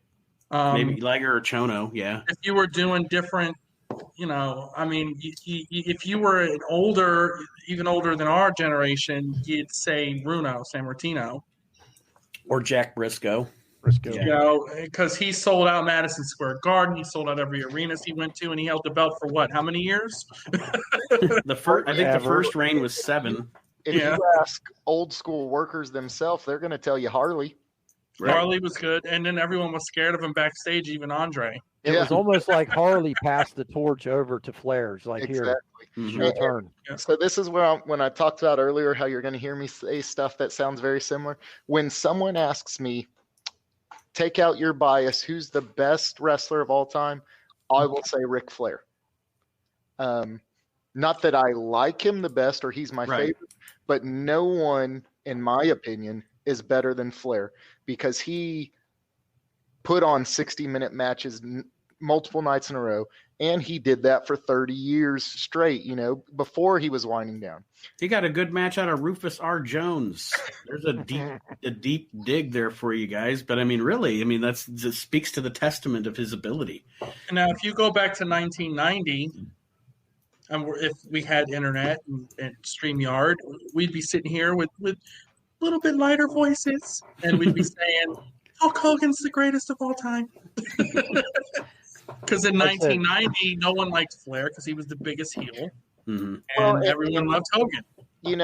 In my childhood, at least, not saying one's better than the other, just WCW, NWA was not as big. It wasn't as well known. It was even more regional when I was a kid. So depends on where you lived, really, too, though. Because remember, where I lived, WCW was on every Saturday, but right after Highway to Heaven. I don't know why I watched that show as a kid, but I watched it. Maybe because Michael I'm Landon's like, hurry hair. up and go off. So how can you not want to watch Michael Landon's hair? So when I was a little kid, I was just a poor little kid, and we didn't have cable. There's no WCW on public TV. There was only Saturday Superstars. So I could keep up with WWF. Now, once we got the 20-foot satellite dish out in the yard, then I was like, ooh, what's this TBS stuff? And I could watch. I didn't even know there was. I would read about them in the magazines, but I didn't really know. You mean satellite dishes where if you fart, they'd go out? I was kind of blessed. As soon as there was cable available, we had to get it. My dad was a TV buff. And it wasn't Comcast. It was, what did they used to call it before it was was it always Comcast? It was, and then one year we kind of stepped it up a notch, and we had that weird box we bought from a close friend that had the switch on the back, and you turn on the pay-per-view and go click, and the pay-per-view would come on. Yeah. The next guy. Go. I'm sorry. Go ahead, Robbie. Just a quick thing. I just consider Flair and Hogan, and this is an obvious statement, as two separate types of wrestlers. Mm-hmm. Yeah, I agree to that. You had Hogan, who was the ultimate fan favorite. He was the all-American boy. He was the good guy versus the bad guy. He was always billed as usually that. And then you had Flair that would stop at nothing. Relentless. Whether he was a heel, whether he was not a heel. Relentless to have that gold around his waist at all costs. Mm-hmm. With a tear in my eye. Oh, just... So, one thing that I tell younger people today, is one thing that I think all four of us was very lucky to have, is we were able to come up when wrestling still wasn't 100% open business. Mm-hmm. And people don't get it. Like, nowadays people are like, oh, I like the bad guys, because they know, like they know it's a work. But when I was little, there was the few, but no one liked Ric Flair. They'd go, oh, that means he's doing his job. yeah, that he would be like, oh, I hate him. That guy always wins, but I'll give it to him. He's good, but I hate him. Like Tom Brady. No offense, Tom. So I mean, I hate Tom. I can't stand the guy. You're right. He is a great, but I can't stand him. Right. No. So I mean, let's not even get into that. Ric Flair is that last guy who was truly hated, not because it wasn't open, like it is now. Well, kayfabe was, 100% a priority back then. Mm-hmm. Now it's like, if it works in their favor, sure, but now it's just like it's all watered down. Yeah, the magic is gone. Not you. When I tell people who aren't in wrestling, like my coworkers, about how the Wild Samoans went to jail because they weren't allowed to speak English, they can't fathom that, When I tell people that Haku bit some guy's nose off, they can't fathom that either. I miss it. The next inductee is someone that I definitely voted for, and that was The Undertaker. Yep. No discussion there. Longevity. I was going to say the biggest one for me, the biggest criteria that he met for me was the being of significance to a territory or a promotion for an extended period of time, 30 years. And he had not only his initial career, but then you talk about after WCW's gone, after ECW's gone, when it's just the WWE, that's all there is that's left since then. I know we've had TNA and AEW, but I'm getting to my point, I swear. He was in these modern era of WrestleManias, I'd say since WrestleMania 23, when they first started, Vince said no more arenas, WrestleMania is only going to be in stadiums. The stadium era of WrestleMania, half of those WrestleManias to 75% of them, the big draw of WrestleMania was not the championship. It was the streak. Yep. So I mean, and that's my biggest case for him. I know we're not going to argue about, nobody's going to say Undertaker in the Hall of Fame. That's not going to happen. But I'm just saying that was my biggest takeaway was he was such a sustaining character and has been a bigger draw than a lot of the champions that have been alongside him over the years. Definitely. Yeah. I'd say the only thing that I did not like about The Undertaker, and people disagree, and that's okay, is the whole from the American Badass stuff. I liked it briefly when he did the heel run, when he wanted everyone to respect him. That was pretty good. Booger Red's great. But because I was biased, though, it's not really that the character was bad or the matches weren't good or whatever, but it was more so. And mind you, I could have done without Undertaker versus the A-Train in the Big Show at WrestleMania. I could have totally done without that match. I think that should be gone off his record. But other than that, my bias towards the Dead Man character and then how he changed it, the different variations, Demon, Phenom, Ministry of Darkness, he changed it up. Mm-hmm. There's no argument for me there. There's not one person in the industry that has a bad word to say about him. He might have been super angry about he might have angered some people recently with some of his comments about saying it became soft or what have you. But other than that, there's no argument for me. I just think he took the character and molded it to the time period that he was in. Mm-hmm. I mean, that's because I remember when he first started out as the Taker, and the whole fact that he was considered invincible and unstoppable, and you can't kill him, is what made it work so much better.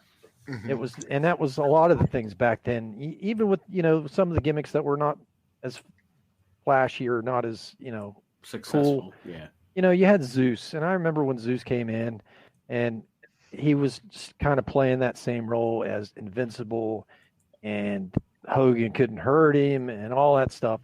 That's what made it so great, because it was a build-up. Mm-hmm. It was a build-up to, I don't know what Hogan's going to do. This guy is going to kill him. And and the storytelling and everything back then was so simple, but it was just, as a kid, it made them, like Greek gods. It made them look like that Hogan is, especially with even going up against the Undertaker and going up against some of the bigger guys. When they made characters unstoppable and larger than life, that's what made the storytelling so much better, because it was still just the basic good versus evil. Right. And when Undertaker came in, we were just like, everybody was just standing back like, oh, this guy is scary. And he just kept coming. It was basically Jason without a mask. Exactly. He just kept coming and coming and coming. And that was what I loved about the gimmick when they first started out, and Brother Love brought him out, and he was just so lifeless, and it looked like they just pulled him off of the meat tray out of the morgue. Mm-hmm. The makeup was great, yeah. And the makeup was basic. There was nothing to it. They put some paste on him and gave him a couple purple slashes and put him in a daggone Paul Bearer. They gave him that Jerry curl type hair going on. Yeah. And like I said, for him to take that simple character that worked so well back in the 80s and then, constantly transition it into the times that we were living in and make it work on a level so many different times. And then after 30 years, it's still alive. That I don't think it'll ever be done ever again. No. I just don't see I it. got a very important question before I let Magic go, and it's going to be something that you might have to think about.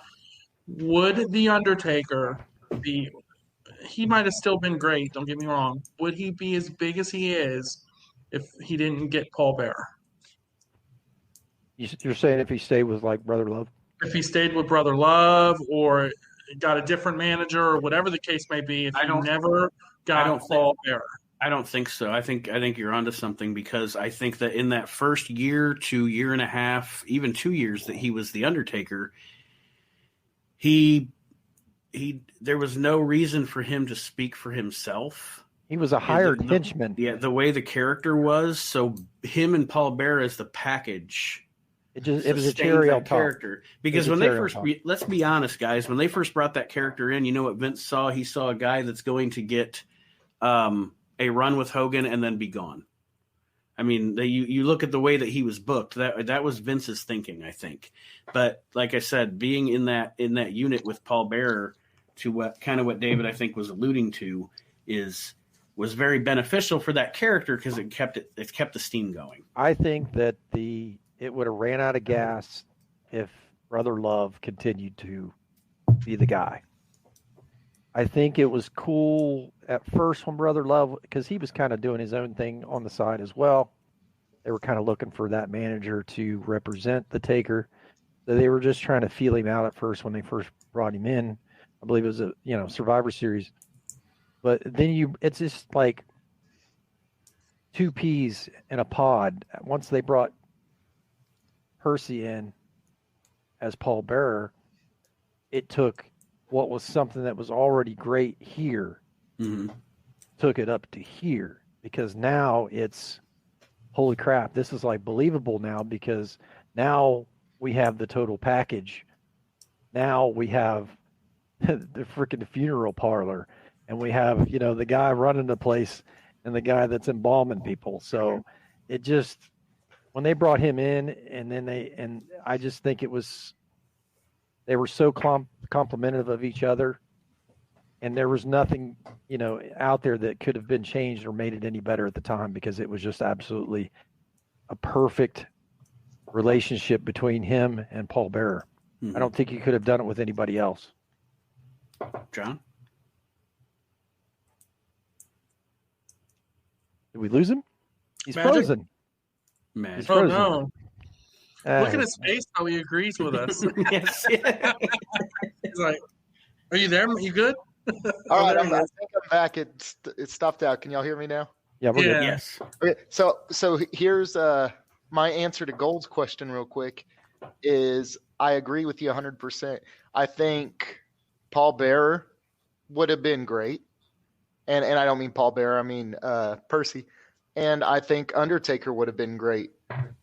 But both of those guys, it was like the 1 in a million chance that they linked up, I don't think either of them would have done as well as they did with anyone else. I think it was the perfect matchup. Paul Bearer was basically the exact opposite of the Undertaker.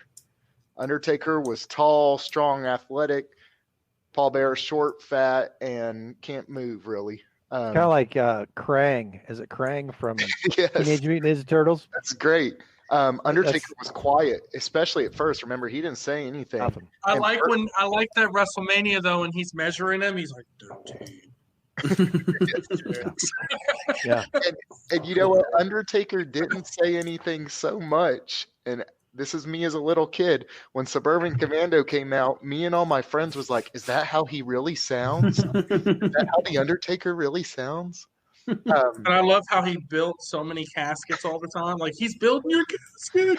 He's building it. For some reason, it looks exactly like the last time he was building for the other guy.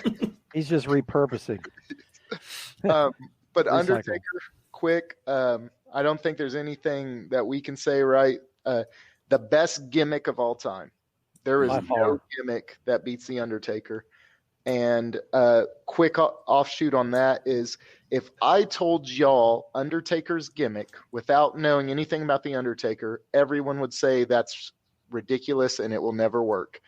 Okay, guys, what I'm going to do is going to have a guy come in. You're going to hit him. He's going to no-sell everything. He's just going to sit up. He's going to have magic powers. Sometimes lightning comes down. You turn off the lights. He disappears, comes and goes. He's magic. Y'all be like, okay, that ain't going to work, buddy. I just like the invincible aspect of his character. I just thought that was, no matter what you hit him with, if you hit him with 20 chairs, you hit him with a car, it didn't matter. It's because he was dead, right? He was. We all believed that he was just. You already beyond. had two other characters that were invincible too, but And we'd already had Hogan, who would Hulk up. We'd have Warrior, who would Hulk up, only it was the Warrior. Yeah. And but we never had a guy who just set up, right? Yeah. They were they get pumped and that's how they go. Well, Undertaker was just like, oh, okay, that was nice, you hit me, and I'm sitting up now. Like I said, it was like they took the persona of a slasher movie and brought it into the ring. Mm-hmm. You're right. You nailed it when you said Jason. It reminds me of every time Jason gets killed and just Here he comes. Up. Same with Michael Myers. Here he comes. And then I think the other thing that everyone would probably agree on is that, hands down, most respected wrestler. There is multiple guys who are retired right now who, if they heard Undertaker had said something to them or about them, or Undertaker didn't think they should be doing this, they would quit it right then. I mean, he still just has that kind of clout. We've all heard the wrestler court stories and all that. And I just know he still holds that much clout where if he shows up, it doesn't matter who the leader of the locker room is right now. It's all about respect. Exactly. Bobby Heenan is our next inductee. Second best manager of all time, first best announcer of all time. Anybody that has ever listened to the We Can't Wrestle podcast is completely tired of listening to me talk about the greatness that is Bobby Heenan. So I'm going to let you guys discuss Bobby Heenan. Well, I know if anyone has heard me talk, Bobby Heenan, in my opinion, is the best performer in wrestling history. It did not matter what job you gave him, he was going to nail it. And, obviously I don't know, but I do listen to a lot of guys, their podcasts or their interviews on Bobby. And I would say from them, 90 to 95% of iconic Bobby moments is 100% Bobby. They didn't tell him, get on that camel backwards and ride down to the just little stuff that you wouldn't even think of, but here it is how many years later. And if I watch it, I'm still cracking up, and he could wrestle. He never had a great wrestler's body, but he could work. He could go And a lot of times he was a bumping machine and could work way better than whatever wrestler he was managing. So he's my favorite. I could listen to him call matches all day. I could watch him wrestle. I could watch him manage. It doesn't matter what he does. He's going to do an amazing job. I'm sorry. One of my favorite things is Royal Rumble 92. All right. Roddy Piper starts helping Ric Flair. And Bobby's like, "Oh, Piper, I'm so sorry. You're great. All those years, it's a kilt. And then he turns on Flair, and Bobby's like, "You skirt wearing son of a." I love it, man. It's one of the great. Whose side is he on? It was night in and night out watching Bobby Heenan basically take the WWF and turn it into a comedy show. Him and Gorilla going at it. Oh, yes. For 4 hours nonstop. It was just, why don't you just shut up and eat a banana? I mean, it was just constant. He was so freaking quick. He was so freaking witty and funny. Nobody could beat him to the punch. Nobody. Mm-hmm. It was just that quickness about him. He would just, if he's seen something, it was just like a spark went off in Heenan's brain, and it just started rifle through all of his jokes and witty banter, and he could deliver in an instant. And I bet you couldn't count 1,000 or 10,000 of his funniest quotes. I mean, there's so many of them, and I don't know. As a kid, I hated him. I mean, everybody hated him. He was the weasel. I hated him because he was always against Hogan. Yeah, he was always against the good guy. Great, he was the best at exactly that. He was the best heel manager that you could possibly ask for, because he was a sniveling, whiny, cowardly little snake. But the way he portrayed it was so spot on that it probably will never, ever, ever be duplicated in my book, because, like I said, it was just, and everybody was just always rooting for him, for somebody to get their hands on him and give him a good whack.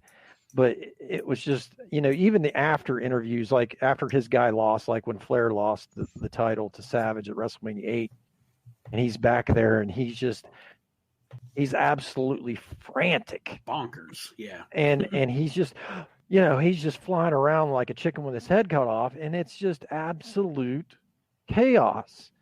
But it was just like he was born to do that. He was born to just irritate people to the point where they couldn't stand him. But as I got older, I loved him because he was always that smart ass that I wanted to be. So kudos to Bobby Heenan. I think he's probably one of the greatest showmen in the manager spot, especially of all time, because it didn't matter who his wrestlers was. Yeah. It was always Weasel. It was always Bobby Heenan. He could come out there with, Lenny Poffo and make a show, an extravagant, extravaganza out of it. And like I said, I miss him. I miss his banter. I miss his wit. And I never did get the opportunity to meet Bobby, but it was always, even today, and when I go back and I watch all the old matches with him, and I laugh to this day whenever him and Gorilla are commentating. Yes. Mm-hmm. And it was just a treat. Why don't honestly. you just shut up, Bobby? It was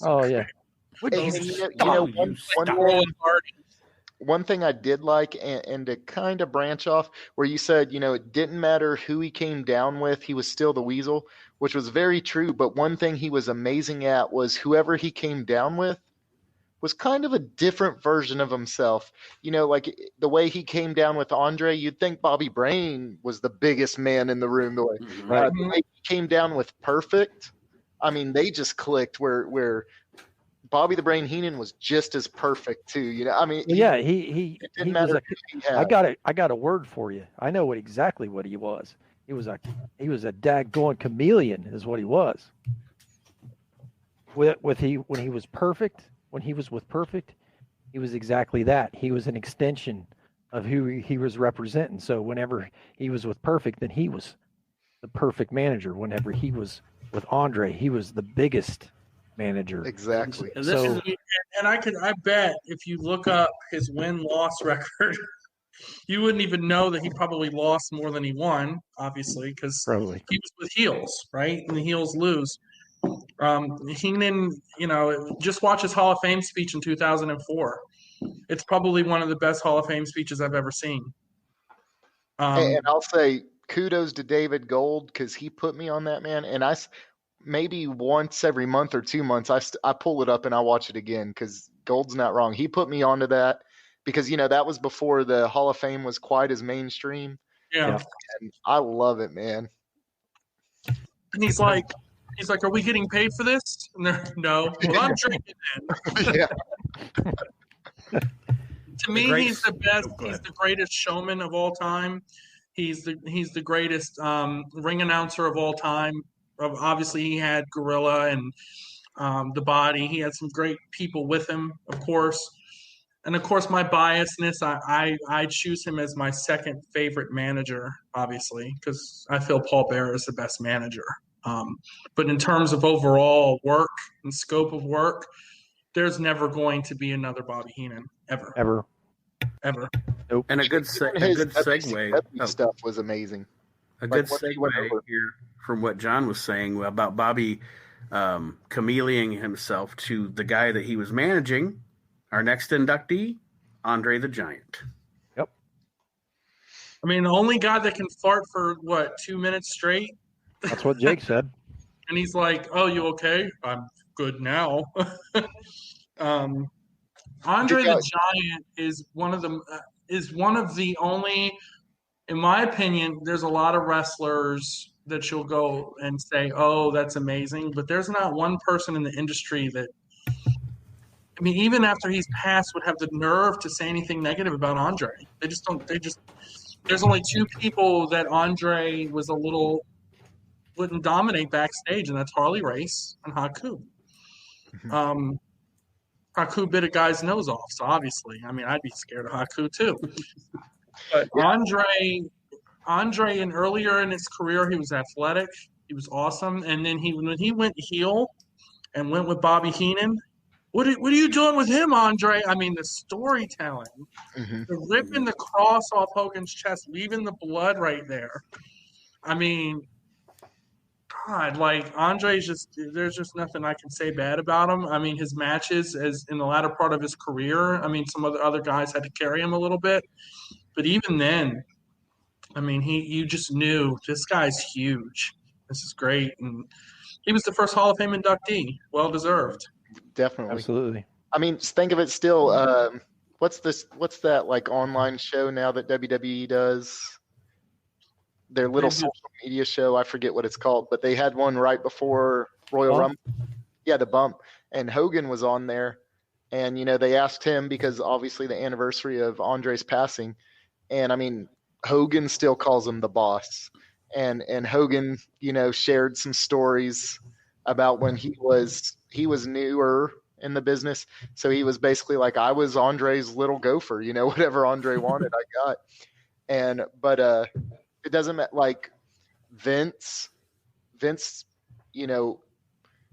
not many men that Vince would bend to, I guess is a good way to say it. But Andre was one. And it's just didn't matter. We always talk about the traveling giant. It wouldn't work today. Everyone always says that. But Andre was just such a different class. And even there at the end when he couldn't move as much, whatever, he was still able to take that and turn it into the, I know I've told Gold before, but I was the little kid who 100% believed every storyline. And Andre never got knocked off his feet till WrestleMania 3 with Hogan. Never slammed. Never beaten. Undefeated. Yeah, undefeated for years and years. Who was it that actually first slammed him? Was that Patera? Who was it? It was Harley? actually Harley. Yeah. Was it Harley Race? Hogan slammed him before in the earlier. Hogan slammed but him he- to the hill when Andre was face. I was going to mention, if you don't know the true scope of Andre's career too, to read the new the autobiography that came out about him last year, because it also shows you the scope of his career before the WWF, Montreal and Right. traveling through the territories. And actually, I don't think technically, I don't think Harley was even the first one to slam him, because I think I read in the book, when he was still Jean Farr or whatever he was called, he got slammed up in Montreal. Also, I was thinking Kamala was the one that slammed him. Kamala slammed him before Hogan did. Kamala slammed him when he was heavier without too. Andre's consent. Yeah, just grabbed him and There's tossed a whole story in the book about that. But I will say, no, he wasn't. All the other slams, he wasn't near the size he was, and oh yeah, he was huge there.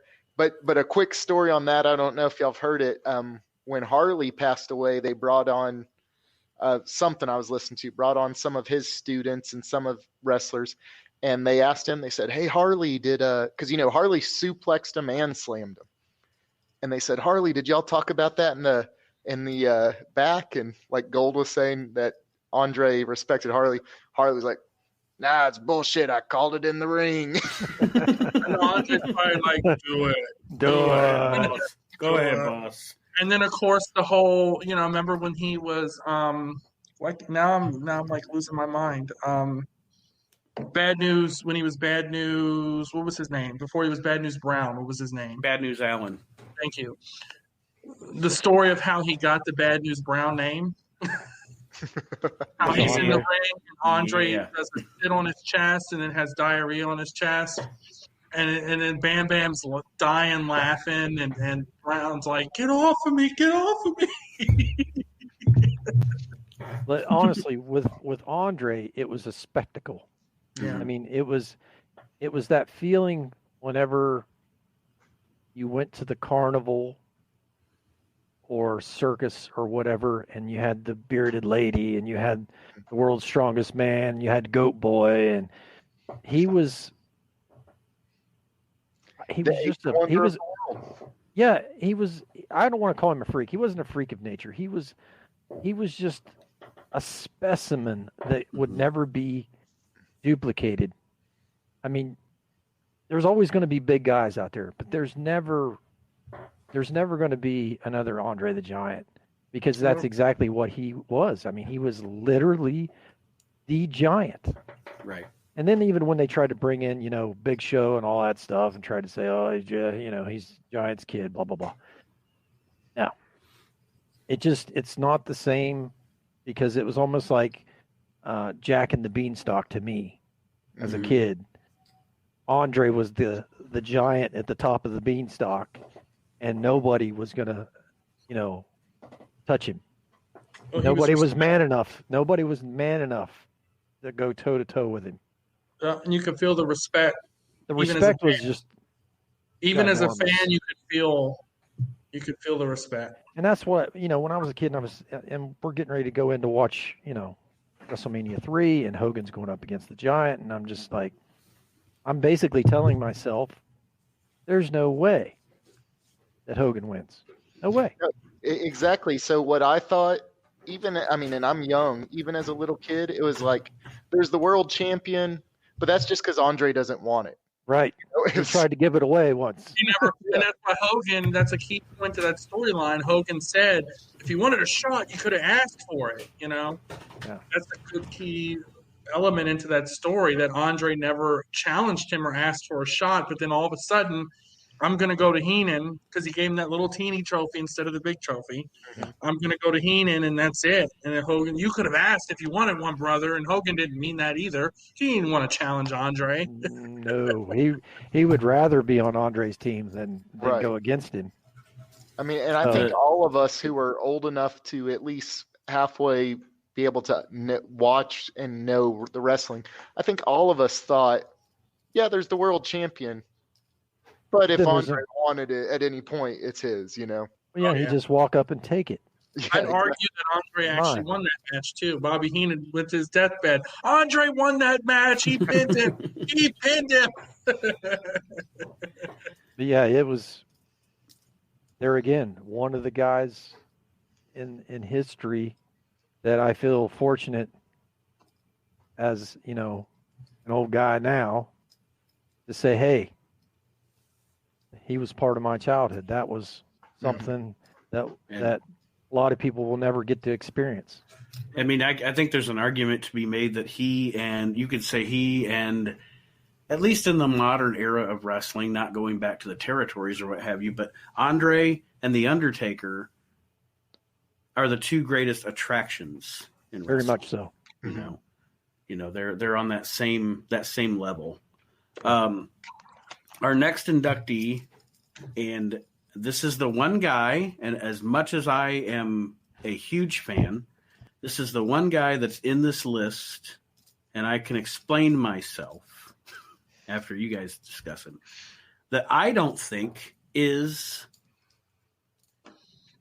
first class of the Hall of Famer. Not that he's not a Hall of Famer, but I would not put him in my first class, and that's Randy Savage. Oh, get out of here. I will explain myself.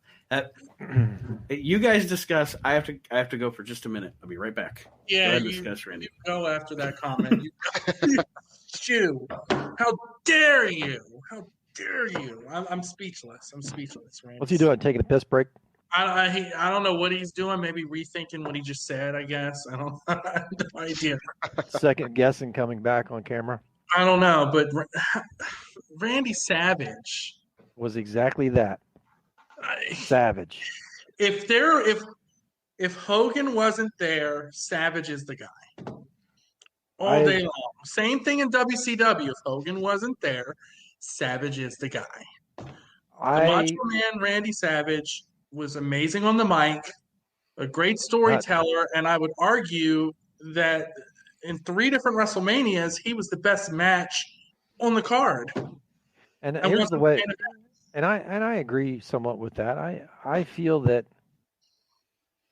Randy Savage by himself, without a Hulk Hogan, is that guy. Is that number one guy that Vince would have taken under his wing and brought him straight up to glory. Yep, and he should have done it when Hogan left. And I hate that for Savage because, now granted, whenever they finally clashed at WrestleMania 5, that was a perfect storm. Yep. Because honestly, I think those two gentlemen right there could have easily swapped spots in history. Yep. Don't get me wrong. I think Hogan was the best at the time, and then Savage slowly come up behind him. But I think that Randy had that potential to be greater, if not, the same or greater than what Hogan was with that same push, because they both shared that kind of larger than life personas, except for Randy was absolutely, batshit crazy.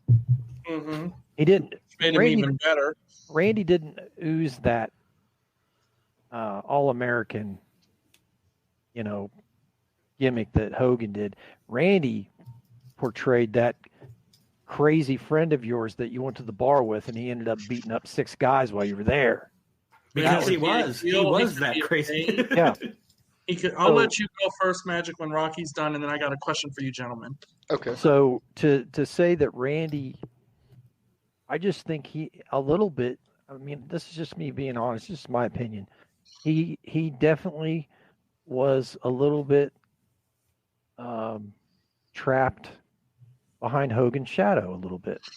Yeah. I think they were both great. They were both good athletes. They both had that, push, that steam, behind them to go to the top. And, like I said, they were destined to clash. It was inevitable. So the storytelling that they did with those two guys really complemented each other because they were a lot alike. Yep. I think as a wrestler, I think Randy Savage was probably a better technical wrestler than Hogan was. He was definitely a high flyer. He was definitely not afraid to get to that top rope. I don't think he had the strength and the size that Hogan had, but I think he did really well with what he was given. I'd argue he's better on the mic too, but and it depended on the situation. I think Randy was better on the mic whenever he was pissed off. It's true. Whenever he was trying to be a baby face, I think he struggled a little bit. But I think whenever he finally decided, well, I'm going to be a heel, you couldn't touch him on the mic. One of the greatest wrestling promos ever cut is at the Tuesday in Texas pay-per-view. Absolutely. After Jake Roberts puts his hands on Elizabeth. Yeah. Like, there is not a more gut-wrenching promo Randy Savage pulled that from his.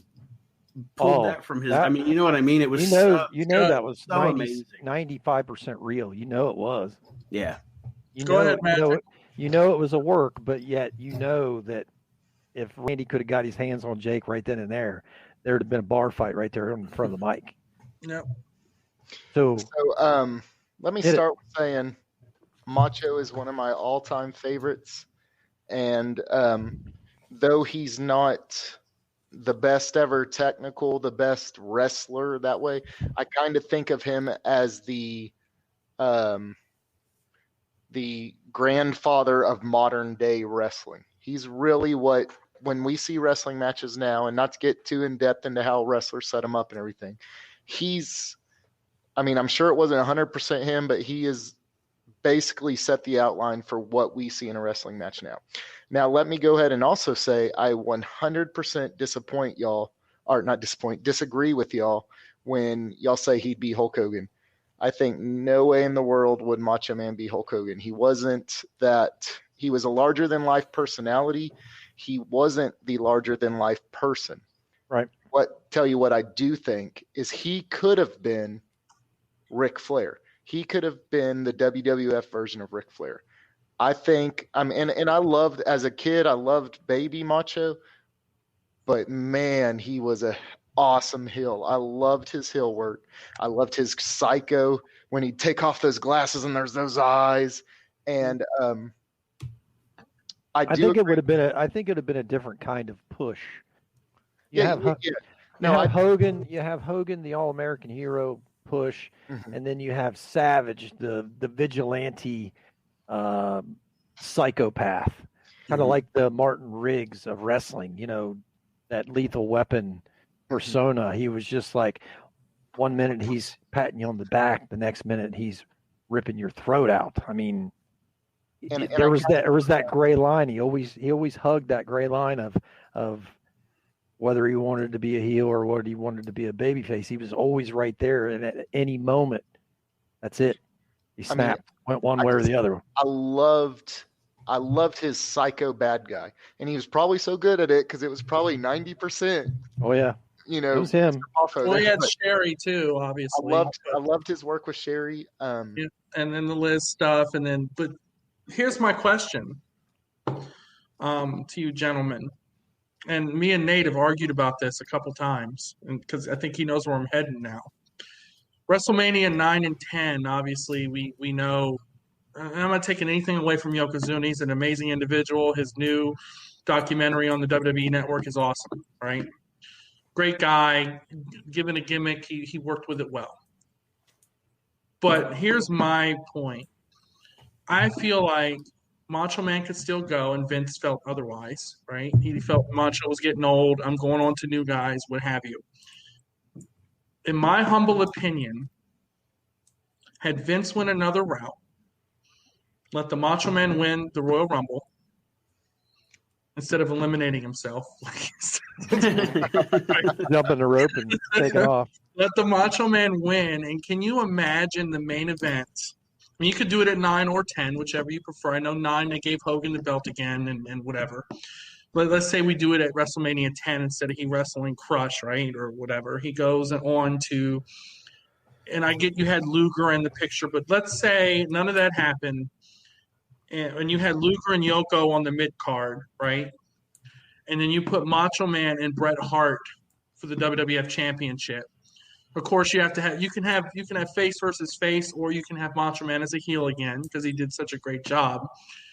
I feel like if Macho Man won that belt, he could have carried the WWF a little better than the time when Bret Hart and HBK carried it. I feel like the ratings would have been better. I feel like the advertisements would have been better. I just feel overall that Macho Man would have been able to carry the WWF on his shoulders at that point in time. I just think Vince gave up on him. There must have been, too much, bad blood or whatever, but I just think it just felt like they gave up on him and they were just kind of pushing him out the door. Yep. Like he was a has-been. And I'm like, to me, around that time, I thought he was in his prime. I mean, at WrestleMania 8, when I was there with my father, and I watched him, that whole storyline with Flair and Elizabeth, and show us the pictures, Mr. Perfect. We're going to put them up on the big screen. That was true writing and poetry. You can't come up with any kind of angle other than messing with the guy's wife. Mm-hmm. And the way they did it was perfect. Kurt Hennig, all that whole stuff was, all of 8 was perfect. Like, see, I didn't, no pun intended, right? It was all. And then I can see that he beats Flair for the belt. WrestleMania 9, he loses the belt to Bret.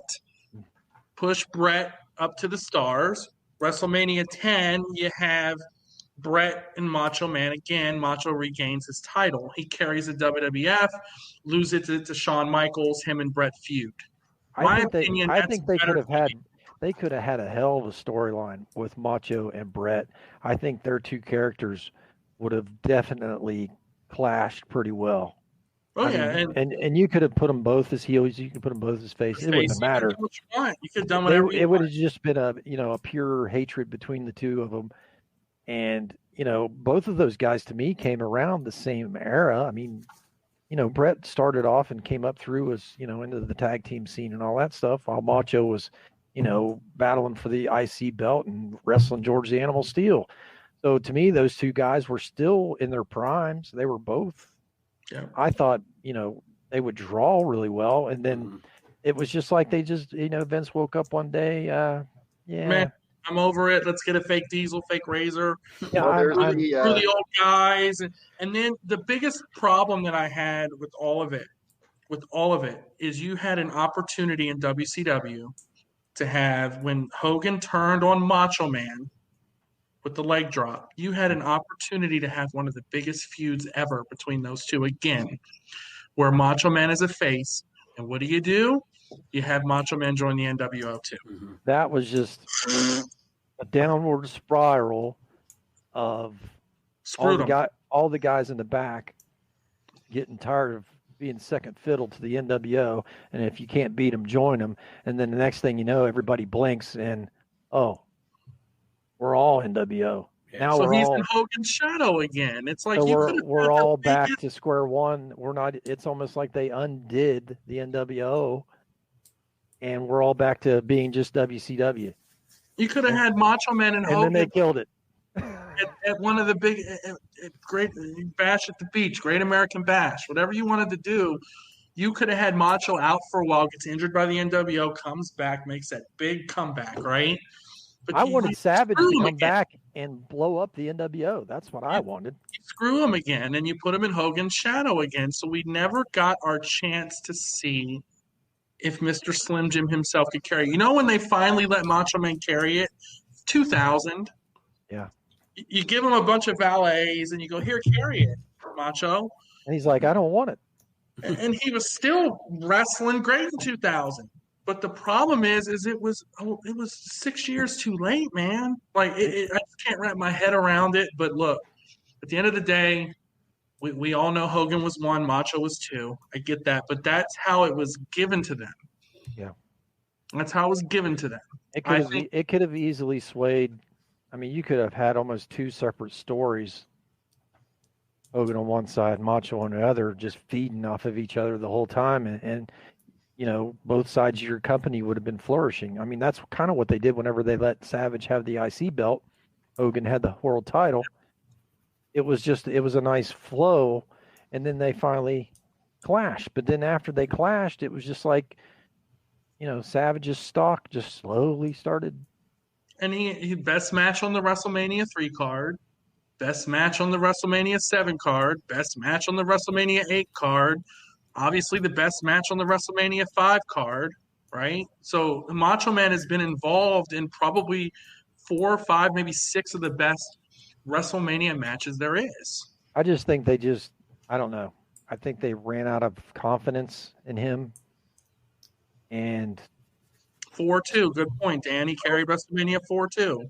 And it just seemed like they were already looking past him, even though he had already put in the work. I just think they were already looking. It makes me believe the Macho Stephanie rumor. You never know. Bit. I want to get into that though, but a little bit. You never know. You never know. You never know, but at the same, in the way Vince treated it at the end, you never know. But then it's the same token as, long story short, the Ultimate Warrior screwed Vince so many times, and now he has an award and is a martyr and all that stuff. But Nate, I want to hear your reason now why you think the Macho Man isn't a first ballot Hall of Famer. I said first class Hall of Famer, yes. Well, but let me preface this by saying he is my favorite professional wrestler of all time. Randy Savage is hands down my favorite wrestler of all time, and I still didn't nominate him for this because looking at my criteria, he didn't meet it. He was, as we have during this conversation, he was always there in the periphery. Here's Hogan. Hogan's on top. He goes to WCW. Who's on top? Hogan, Sting. Savage is always there. He's always in the story. He's always around, but he's never the top You guy. made Magic so mad he had to walk to the fridge. Another drink. He's like, while you guys discuss this, I'm going to take a piss real quick. I'll be right back. And that's my reason. Like I said, he is absolutely hands down my favorite wrestler of all time. But if I'm looking at the criteria that I laid out, he was never he didn't. Again, fantastic performer, fantastic wrestler, fantastic promo. And yes, probably next year I would have voted for him. But for this year, looking at the criteria that I had laid out, there were other people that I thought met the criteria more, I guess, is the biggest way I could say. A little bit of sense, but wouldn't you kind of say that I think Andre was in Hogan's peripheral for a lot of his run too? I looked at Andre's entire run, like I said, all the draw he was through the 1970s, and I mean I looked at everything, the whole career overall, and I still put him over Randy based on the criteria. Well, remember, there was a lot of moments as well, though, on your criteria that Hogan was out filming and Macho was kind of carrying it a little bit, running with the ball. So I would say he wasn't in Hogan's peripheral for that. I mean, I know it was brief, right? And that's why they put the belt on Macho Man, probably both times. The second time Hogan was kind of in the outs and he was feuding with Sid. So they went a different route and Hogan was they were going through all that crap. But I think we're going to be here all night if we continue. Yeah. So we can move on. We can move on to our. That kind of makes sense what you're saying. You're not saying he's not in the Hall of Fame. You're just saying that basically he wasn't in the line. That's what I think. That's what I think is going to be the most fun thing about this. Also, as years go on, because you're going to be like, God damn it, I want to get this guy in, right. Or you'll have to make a decision. Okay, who, like I had to make a lot of decisions of who am I going to nominate and who am I not. Dan Foley's never going to get in then because he was never the head guy.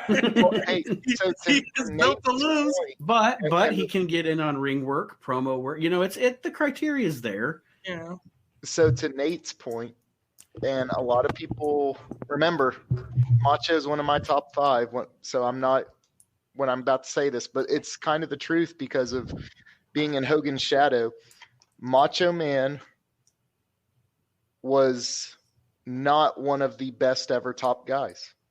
He just wasn't, right? Because when he did win the title, everyone was like, we just want it back to Hogan, You could say he's one of the best mid-card guys for sure. He carried that IC title and was one of the best ever, but was everyone really like give the belt back to Hogan, or was that Magic that wanted him to give the belt back to Hogan? Because when I was a kid, I enjoyed Macho Man's run, and I knew Hogan They made it very clear he was filming a movie, so obviously we all kind of knew Hogan. Well, I they didn't remember make that shit. like sitting around at school, and all of us were like, "That tournament was bullshit. Hogan should have won." And then finally, when I was happy Andre took Hogan out. when Macho turned, and I know, and one of the things, and remember, I'm the humongous Hulkamaniac, but one thing that irks me now is people think in today's thinking, and they refuse to admit what it was like at that time. And we were kids. We were all red and yellow. We all loved Hogan. So everyone was pissed that Hogan got DQ'd or whatever, screwed out of the tournament. And then when Macho turned and we knew they were going to wrestle at WrestleMania, everyone's like, belt's coming home, baby. But remember that a lot of the viewers back then as well were also adults like we are now. So you mean the people of our age, and then maybe some adults were mad about the Hogan situation, whereas a lot of the adults were like, finally they put the belt on fucking Macho Man. Like we would be today. That's how we think now. And that's how they thought then. That's how our parents thought then. My dad was ecstatic. Like then it was, gosh, I hope the Dallas Cowboys win the Super Bowl. That's how people thought of professional wrestling. Now we go, oh, well, this is stupid. Creative should do this. Well, technically, the 49ers everybody's creative now. Exactly. Technically, the 49ers were the Hulk Hogan's of football back at that time. Right, but back then, it was a professional sport. That's the way people looked at it and thought. They're like, I want my favorite guy to win that fight. Man, we want the Bills to lose again for the fourth straight year. That's how we thought. I want to see a guy go to WrestleMania and challenge for the belt 4 years in a row and lose. That's a good story. See, there's so much talk and information and everything out there nowadays with social media. Unfortunately, kayfabe would not survive. You're correct. I mean, back then, you could hide behind closed doors and write the stories, and I mean, there was no way of them leaking out. Now, MJF, he's a dick all the time. Yeah, that's fine, and I appreciate his, Oh, he'll smack a paper out of a little kid's hand. I love it. I appreciate that because that's old school to me. But nowadays, everybody's, and I'm not saying this to piss in anybody's Wheaties. Piss away. But it just seems like everybody's got an opinion, which is fine. Opinions are like assholes. Everyone's got one. Yeah, and everybody is an expert on the writing of a wrestling show. I mean, I mail in storylines all the time, and they just send them back and say, "Thank you so much." So, I don't know. It's. I know that the writing has definitely lapsed. If I was a writer, there would be no Yokozuna right now. So, I mean, that makes me a bad writer, right? In some people's eyes. I just miss the good versus evil. That's what I miss. It's as simple as that. It's as simple as I can make it. WrestleMania 6 was so big because nobody was ever privy to a good versus good. Well, only people that knew what was going to happen was the people in the back. Oh, yeah. Nobody in the stands or sitting at home watching pay-per-view knew how this was going to go down. Now, everybody sheds their opinions to the point where 50-50. We know this is going to either do this or they're going to do that, or even they'll go diving into it even deeper. Well, I seen this coming. We knew this was coming. And then, it just blows the surprise. And I'm going to go jump off the limb here and say kudos to the Star Wars industry for the big old missile that they kept under closed doors like none other. It's easier to do that on a movie or a TV show versus a. But back then, so was wrestling. Wrestling was a TV show. You can't do that now. It's just too. You got people that are, and then you got the other problem is, and then we're kind of getting off on a tangent here. The other problem is that you got Alexa Bliss spitting out blood and black goo out of her mouth and going crazy, and then you're going on your Instagram and she's there with her husband, she's holding her doggy, and you know who's responsible for that, David? Our next inductee, I just wish Me, baby. Vince McMahon Jr. just to close on what I was talking about. I just wish that we could just sit back, enjoy the story, and try not to figure out the end from A to B. Tell them to give us better stories, and we can do No, that. I agree with that. I do. I think there's not really any story in the new product. I think it's just basically turned into a high school wrestling match. No, We got this guy going against this guy, and there's going to be an outcome. One of them's going to win. That's the writing. Yeah, and Dan Gleason put that in our comments, and I agree. I missed a WrestleMania finish storylines and set up storylines for the next WrestleMania. I mean, we were a year out. They just, stuff, and oh my God, we didn't get the best ratings. We're going to go and just trash can that with a blow-off match next Monday night. You know what I hated when we saw The Rock and John Cena, and then the next night they're like, next WrestleMania, it's going to be The Rock and John Cena again. I hated that. See, when they do that, there's no build-up. You're telling me next year I'm seeing the same main event again. No build-up, no return match. Everybody likes that climactic story. Edge and Randy Orton are going to be number 1 and 2. To the ultimate end. And then we start the roller coaster all over again. But you knew Edge was winning as soon as you knew he was 1 or 2.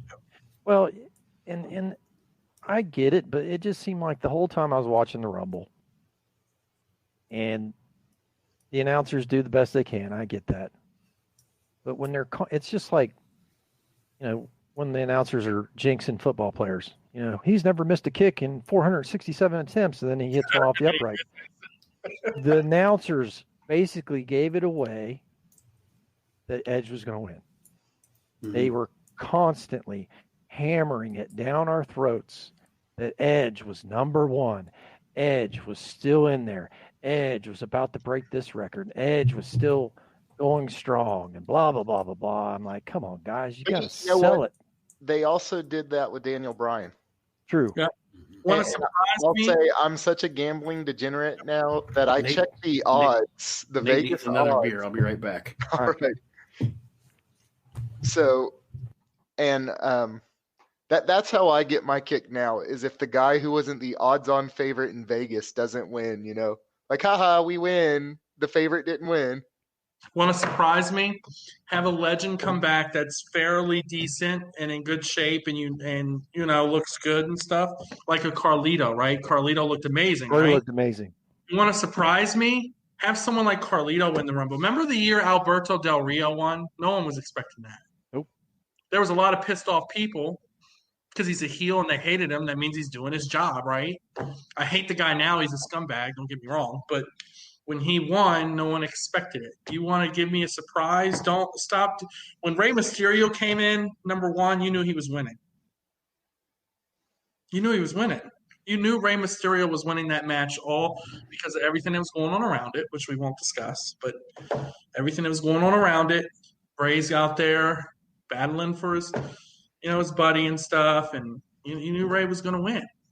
I agree 1,000%. There's no – I like seeing the social media stuff, don't get me wrong, on some occasions, but if I got someone who's supposed to be the Fiend's protege, I shouldn't be seeing normal photos with her on her Instagram. I think they shouldn't tell the announcers anything.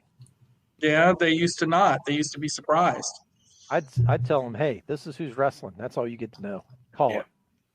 All right, who's our next inductee? Vince McMahon Jr. What a piece of trash.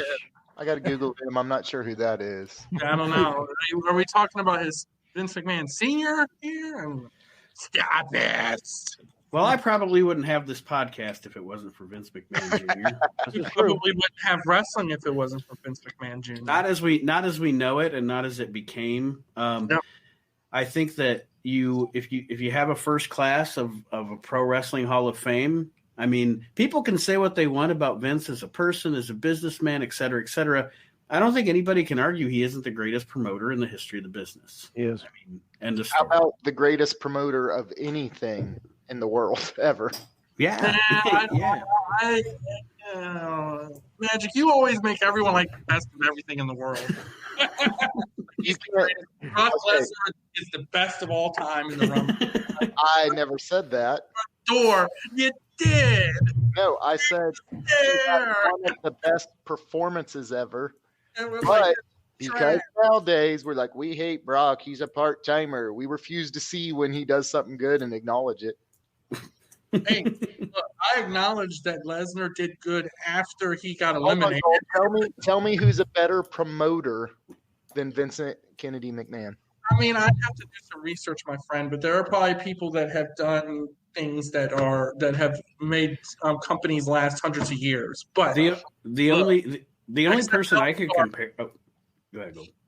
No, go ahead. Sorry. I was just going to say the only person that I could compare to Vince, and overall, I guess at the end of the day, you'd have to look at the numbers and everything, but it wouldn't be in pro wrestling. It would be P.T. Barnum. Yeah, Barnum is big. Barnum's probably one of the best ever. That's basically wrestling in a nutshell. Disney. I P.T. mean, you could say, hey, newsflash: P.T. Barnum Circus wasn't humongous till he was already out of it. That's a fact. Sort of. It was his name on the banner. Took that on the chin. I took that on the chin. But nonetheless, he's at the end of the day, without the structure he did, all the same is that Vince has made a lot of mistakes along the way as well. We can name numerous amounts of them, and then the product today now he needs to step down. But I agree. Without Vince, there is no. There's nothing. I just think that the company has definitely hit a plateau. I think they've hit a spot of mediocrity. This is something that we are not going to dig into this because this I know. is something that what I'm about to say. Now I want you to finish your thought. Okay. But what I was going to say, I don't want to dig into what I'm going to say too much because this is something I can make an entire episode about how much, no matter how much we all at the time loved the Attitude Era, the Attitude Era is responsible for this afterbirth that we look at now. What we're watching now is the afterbirth of the Attitude Era because essentially you took 5 years of wrestling, did everything you could ever possibly do, broke all boundaries, and there's nothing left. You just pushed all envelopes. Yeah, you laid waste to the business. It's scorched earth at this point. Well, yeah. Now we've come to the point where the majority of the fans and the public have become too sensitized or sensitive to what wrestling essentially is. It's violence. Mm-hmm. And violence is now looked at as a no-no. And it's almost kind of like it's flip-flopped a little bit. Back in the times of when my parents were growing up, rock and roll was the devil and, all that. Well, it's almost like we've come back around to that a little bit, and everybody's offended. It's wrestling. It's barbaric. That's what makes it great. It's two guys climbing in a ring, duking it out. It's glorified boxing. They're going in and they're duking it out with an outcome in sight. So I think back to the Attitude Era, and even towards the end of the Golden Era, and even back in the old days, it was still had that sense of barbarism to it. Mm-hmm. And now it's become Cirque du Soleil. Yeah. And I don't get it. It's still wrestling. It's not the ballet. I don't understand. I mean, there is some great athletes that are in the new product. Don't get me wrong. They're all great athletes. But other than The Fiend, I don't see any gimmicks. I don't see anything that would spark a kid's interest or imagination that, good and evil exist.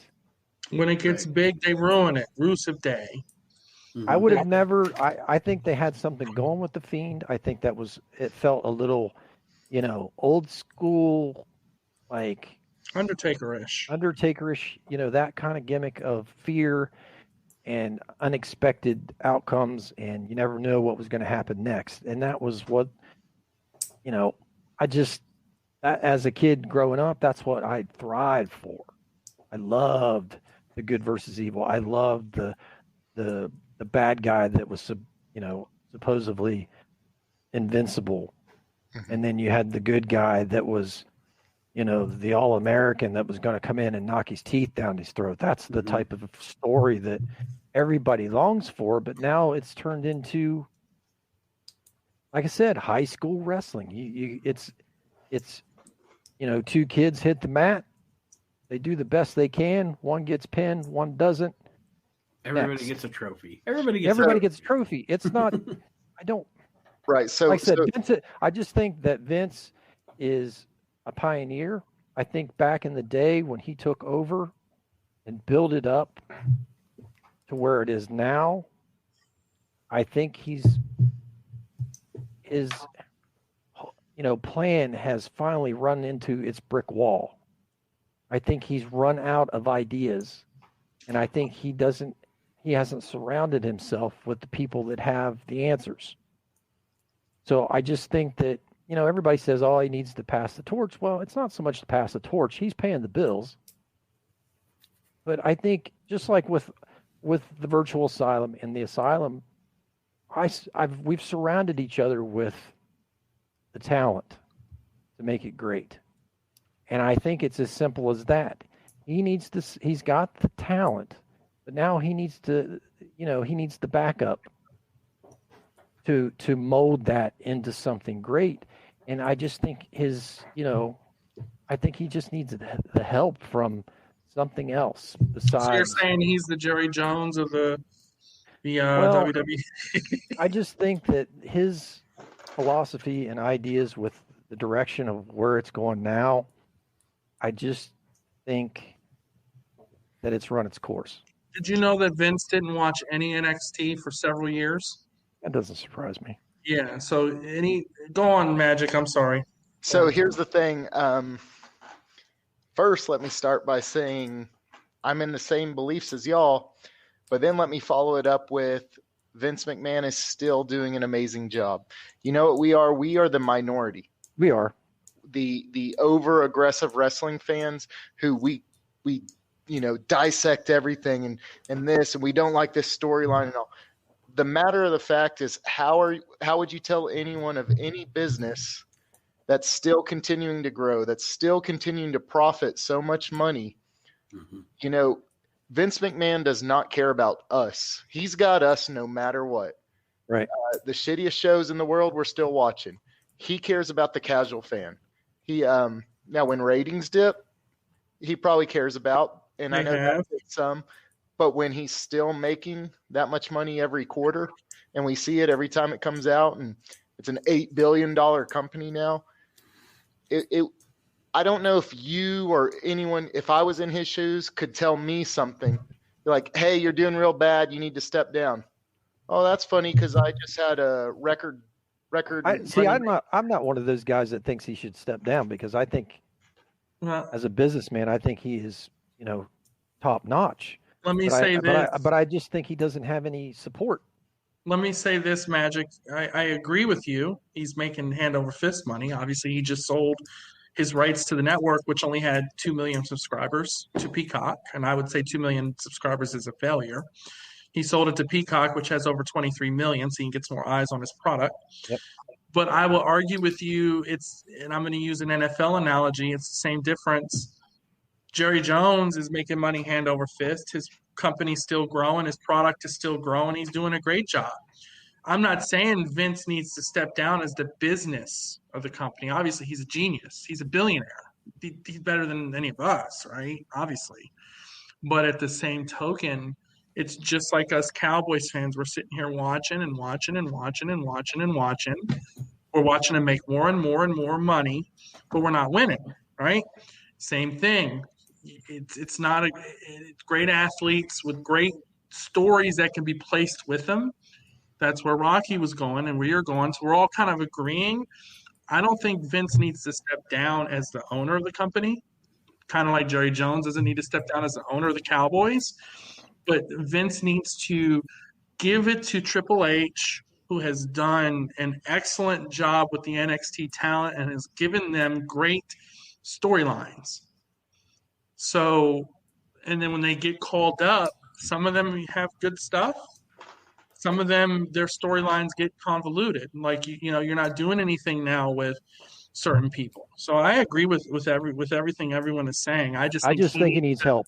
I think he needs help. he needs to let them work on the I think we storyline. all agree with Rocky, but the difference between the NFL and WWE is NFL, there's two different things that say success. Success on the field and success financially. Yep. Unfortunately, WWE is just financially. There's no other successful. I mean, yes, like us rating it, ooh, was it a good match, whatever. But as far as their business model, it's just financial. The Dallas Cowboys can say, well, we made money, but we didn't. Their goal's to win and make money. There's no that win part in WWE. Sure. I mean, there's and I guess growing your number. The comparison I'm making is you're right. It is only one. It's just financial, and if they're doing great financially, there's eyes on the product. I just think that the eyes on the product every single month by month, year by year, has lessened, and maybe that is by definition the hardcore fan. Obviously, the ratings are lower, but also there's a lot more technology that factors into that, of course. Because people are watching it different ways and things of that nature. So I see what your point is, and I agree with that. I just think he needs to, let someone come in, whether it be a Triple H or maybe a different mind, and they try to freshen up the storylines and not do so well with someone, and then they get to the main roster, or they get there and they do well for a little bit and then they kind of dissipate. We didn't have that happen before. So, and before we move on, my two final thoughts on Vince. I'll throw the comedy aspect of We Can't Wrestle in there. Firstly, I definitely voted for him to be in this Hall of Fame based on the criteria. Secondly, Vince McMahon should not be on TV anymore because Vince McMahon looks like the corpse of Vince McMahon now. So he has to stop being on TV because it's scary to look at. I think he's done. Now, I feel bad, especially because only 15 years ago he was in the Muscle magazine. Yeah, it's crazy. Like, I agree. I don't know if anybody on this show ever saw DC Follies, but he looks like the DC Follies. If DC Follies had a puppet of Vince McMahon, like it's sad to see. Actually, you're right. Vince should not be an on-air talent anymore. I think that boat is definitely sailed. Now, don't get me wrong. The way he talks, he doesn't want to be. The way he talks, the way he looks, everything. His whole mystique is gone. 70, what? 72, 74? 74, I think. Don't get me wrong. He still looks great for someone at 74, but we as fans, I think we're used to seeing him, do stuff like this. The vibrant, Scott. Well, it's the same thing now. If I told you Hulk Hogan was going to wrestle a match, all of us would be like, "Please don't, Hulk." Yeah, please, I mean, please. Yeah, it's like getting a sequel to a movie that doesn't need to be made. Right. Don't get me wrong. Right. We would all still pop if Hogan came out for a match. Let's not be real here. You know what I would, and this is what I'd be doing. Please just have him throw one punch. Please just have him throw one punch. And that's the whole thing. I want to see a big boot and a leg drop, and that's it. I'd like to see these guys go out and start recruiting guys that aren't necessarily already wrestling. I love the fact back in the day when they would just go out looking for the meanest and ugliest and baddest people on the planet. That's how they found Hawk and Animal.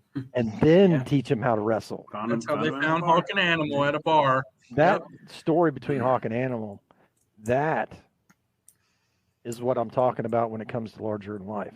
Mm-hmm. These guys, and I hate to reference, He-Man or Masters of the Universe, but there's a reason why they're mashing. You're a fan? I'm a fan. Who's next, Nate? But it's just like I wish that I seen this one guy. I can't remember his name. You guys may know. There's a guy in GCW, massive dude, all tatted up. I mean, ripped, massive bulk. He wears a mask, and it kind of reminds you of Bane.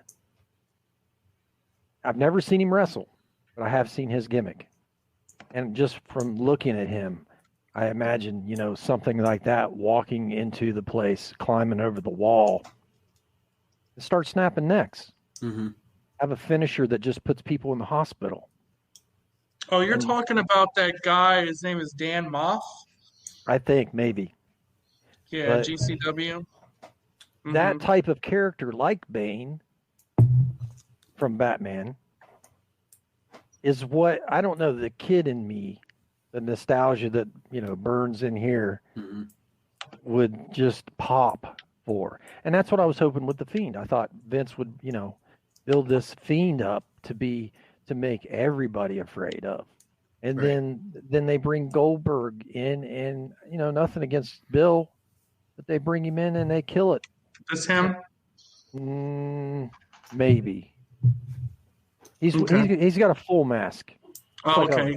This guy's in GCW. He's got the tats. I mean, he doesn't look as ripped as, but I mean, he's a big guy. No, this is a different guy. I'll have to look him up.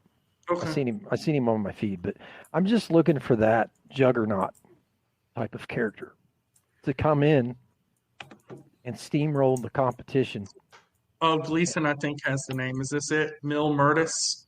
It very could well be. If you find him, bring him up, because I want everybody to see him. Because, like I said, he is. And I hate to. I try not to get off. Yeah, this is him. MLW, you meant, right? Could have been MLW. It was an indie circuit, yeah. That's him. But, I think Vince has peaked. It's probably been peaked for a while. Do you guys think that? I think he's doing best of what he can with what he's got, but I just don't think that he's got anything in place as far as writers or or anything that might be him to bring it to another level, to show the fans something else. Do you guys think that when we discussed Hulk Hogan at the beginning, do you think we discussed enough about Steve Austin to say we've had our discussion about Steve Austin because he was the last inductee? Well, let's do this. He had a great feud with Ricky Steamboat. He had a great feud with his tag partner, Brian Pillman. Yep. He's had a great feud when the Dangerous Alliance went up against Sting's teams. I forget they called it the Sting Revolution or something of that nature. He's Dudes with attitudes, wasn't it?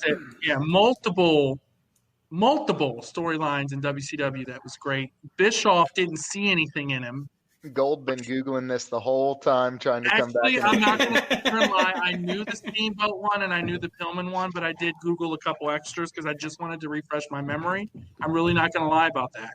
But I did know about Steamboat and Pillman because I watched some of those matches a couple weeks ago, just to go back and watch a little bit because I was a little kid when I watched these matches the first couple times. So now, I just want to interrupt you real quick. I got a picture of this guy. Oh, you got him. Now, granted, I have not seen this guy wrestle. I imagine he's a horse. This is what I'm talking about. When you start looking at that mold of a professional wrestler, this is what I'm talking about. That right there, like Batista with a mask. Yeah, that right there, climbing into the ring and grabbing a hold of some little guy like AJ Styles or even a Daniel Bryan. Good luck. I'd be super nervous. We'd have another. There's been a bunch of guys like that, and they a lot of them fizzle out. I know. It's you get into the bigger guys like that, and you have a lot of injury and stuff like that because they may not be as agile as most, but there again, go with what works. I mean, guys, okay. Spoiler alert, that's me. I put on a mask. Sorry, that's how I look with the shirt off. Sorry. All right, stand up, prove it. I mean, I've had Christmas goodies since then. I don't quite look the same. Is that from Warsaw, Poland, or Warsaw, Indiana? But when I think about wrestling, I think of guys that are bigger than the average dude.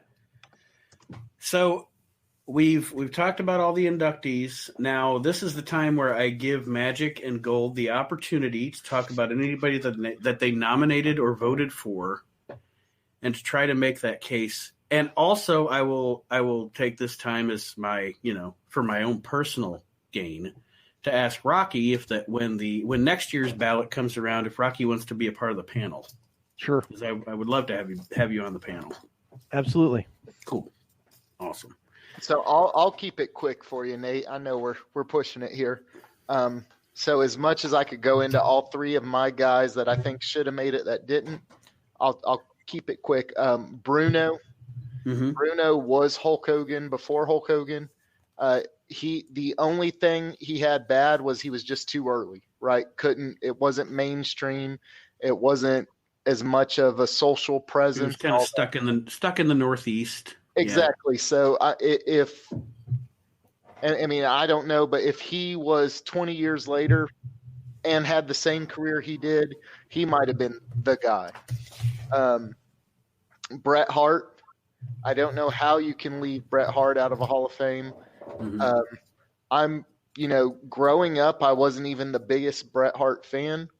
Not until he was retired from in-ring, and I was able to go back, and now I love watching him wrestle. Just so crisp. Best boom in-ring nice pop technical wrestler for his time and maybe even for now. And then the one guy, if you tell me put one of my guys in that didn't make it, would be HBK. He is the greatest in-ring performer of all time. There's no one, even today, and this is my opinion, that's close. There could be, but that guy. I even said that to David earlier. I said, like, look, HBK was probably the greatest athlete to ever step through the circle. I mean, who was quicker? Who was faster? Who was more agile than that guy? I mean, he was just nuts. Himself. Yeah. I mean, he had a lot of demons, and apparently was 100% asshole early on in his career, and I get all that.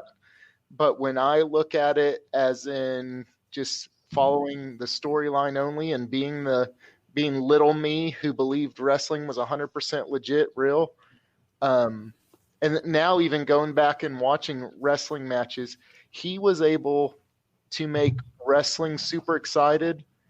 And honestly, he doesn't – I mean, I know he did like a moonsault and stuff, but really he didn't have any crazy moves or anything. No. But he still would just make you so excited to watch his match. And everything he did, whether it was just a lockup, a super kick, a body slam, the way he sold I think his awareness was what Sean did also better than anybody else was he blended, and this is to what you were saying, Magic, about him. He had great moves, but he blended the American style and the lucha style, like just this hybrid of the American style and the lucha style that I don't think anybody's ever matched. Maybe Rey Mysterio. But other than that, and I don't know that anybody's ever matched that. No, that is perfect, and I've never thought of it because I'm sure y'all know, but he was trained by a luchador. Yep. And Jose Lothario. Wouldn't he not meet your criteria though, Nate? In a way, he does meet my criteria. Well, if you're going to say that Macho Man was in the shadow of Hogan. Maybe a year and a half when the WWF was in the worst part of its time, was he in the lead? Then he was behind Stone Cold, and then before that he was behind Bret Hart, and then before that But one of my and I didn't vote for him this year. Sure, I didn't vote for Sean this year. But one of my criteria though is in-ring ability. Well, sure, he has that in spades. Well, Macho Man does too. I think that. Absolutely. And I think that as of if you look at being of significance to a territory, to the WWE/WWF in its history, Sean is of major significance to that company, especially after his redemption, especially that later when he came back. With Triple H was amazing. Sure. Yeah, and I mean just what he did for Randy Orton, and what he did for that just new generation or that new generation. We've actually moved on to another generation now, but I think that at some point I'm going to vote for him. I didn't vote for him this year as much as I love him. Again, it's tough. The first class, it's so tough to vote because you're like, God, this guy for this reason or this guy for this reason. Yep. Goldie, what were your three or what were yours that you wanted to bring There up? was 1, 2, 3, 4 that didn't make it off of my list. Okay. First was Paul Bearer. Mm-hmm. I can't argue if you were doing one announcer / manager, Heenan would probably get in first due to the fact that Bearer wasn't really an announcer. Mm-hmm. And he didn't have that scope of work that Heenan did. But Paul Bearer is, in my opinion, the best manager of all time. And he elevated not only The Undertaker into legend status, but anyone he's managed, he's helped. Kane, Paul, Mankind, Vader, and you can even go back in before when he was Percy Pringle. Yeah. Rick Rude. He was Rick Rude's manager in Texas. Oh, yeah. So to me, he's first ballot. First class, in my opinion. Second is obviously a bias, Ted DiBiase. Now thinking about, I'm sorry, I didn't want to cut you off, but I actually, when I knew going into this segment that you were going to bring him up, and I thought about it, and I was like, if I just not even counting the $1 Million Man, even if I take Ted DiBiase's from 1987 to 1993 and stuff with Hacksaw, and throw it out the window, Ted DiBiase is the best wrestler to never be the NWA World's Heavyweight Champion. Yep. And now he's pissed us off here in the lately, but it is what it is. I mean, if I'm speaking of before any of that happened, I will say Ted was a victim of himself, and the victim of himself being so freaking good. Ted DiBiase was such an amazing worker that he ended up being the guy to get everyone over, to make the guys who weren't quite as good of a worker. So he ended up being a victim of being so. You mean like losing to Virgil at WrestleMania, which should have never happened? Yeah. I mean, just like every good guy they wanted to push, let's put him in with Ted because we know Ted will make him look amazing. But let's even talk about his managerial part of his career when, he managed Steve Austin and King Kong Bundy and all those guys and helped make them legitimate more than, a little. I know Stone Cold went on to do bigger things than what he was doing, but when he brought him in as the ringmaster, that was awesome. And then when he had, the $1 Million Corporation and his tag run with IRS, I just think DiBiase is one of the best heels of all time. And you hated him. I mean, how could you not hate a guy that kicks a basketball out of a kid's hand? He just played the role perfectly, and I think he meets the criteria. He's one of my favorites still to this day, and in my opinion, he's a guy that gets there, but not this quick, and only because of what I already said. Like, I will hands down give you one of the best in-ring workers. And here's another thing to give him a positive thing. His gimmick was so good that a lot of people don't know he was that good in the ring. Right. He was great in the ring. He didn't need to be, and he didn't even have to go in the ring. He paid people to do it for him, so that's what made him great. But that to me, if you put a heel in, he's your tier 1 heel. Next, I had Roddy Piper, who I feel is a revolutionary in the industry. He was the first main event at WrestleMania 1. Obviously, he could play the heel role. He could play the face role. He didn't. I wish he would have had a longer title run at one at all. Really. I know he's held some of the minor belts here and there, but he never really got his title run, and he'll probably tell you that he didn't need it. So, and to speak on Piper for just a second, in the segment that I recorded with Kyle that will air before this one on this episode, we actually discussed. You mentioned the main event of the first WrestleMania. There is no first WrestleMania without Roddy Piper, without him being the counterpart to Hogan. There's no Mania, WrestleMania, or Hulkamania without Piper, because Piper was that integral in the beginning of that era of wrestling. That absolutely. Yes. And then WrestleMania 3, He helped build up the whole Andre and Hogan feud. You know, he could play a face, he could play a heel. He made wearing a kilt cool. You know, it's just Don't tell that to Bobby Heenan though. His promo skills, Piper's up there with one of the best. He could cut a promo. He was crazy. You know, you could even put him in stupid skits where guys blowing smoke in his face, and he makes that good. Mm-hmm. So, and my last person, obviously, is Gorilla Monsoon. He's one of the best announcers ever to grace the microphone. Without Monsoon, I think Heenan's not as good. Heenan's still great, don't get me wrong, but you got to have that counterpart. Monsoon was even great in the ring when he wrestled. Mm-hmm. So now that was before a lot of people's time when he had his singlet and all that good stuff. But without Monsoon, Vince isn't where he is today. Monsoon did a lot of stuff behind the scenes. Yeah. Well, yeah. So that's my list, and I think it's a damn good list. The rest of my people made it. So, and I want to hit you guys with 3 people that I'm going to be, and I've said this to every group that I've done this with, but I want to hit you guys with it too, real quick before we sign off. The 3 people that I'm going to keep pushing for as we go through. I'm going to keep fucking pushing for them, keep voting for them, get them in there. 1 is Jerry Lawler, because in his territory, first of all, if you're talking about significance to a territory, there you go. He was it.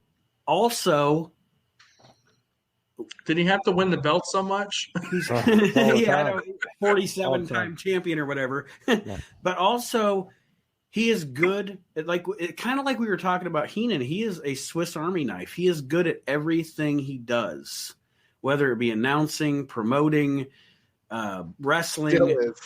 Yes, Lawler's fantastic. I'm going to keep pushing for him. I'm going to also keep pushing for Terry Funk, because I think, and here the last segment we did, I said Terry Funk was the NWA champion in the 1970s. Then a completely different Terry Funk had he worked in the WWF in the 80s. He worked with an amazing program with Flair in the NWA, and then ECW built an entire promotion on his back. So I'm going to keep pushing for Terry Funk. And the other guy I'm going to keep pushing for, and this actually goes out to a lot of the modern fan listeners that listen to this program. I promise you this, you fanboys for Japanese wrestling don't have Japanese wrestling without Ricky Dozan. Because he was the father of Japanese wrestling. He is the reason that Antonio Inoki and Giant Baba were in the business.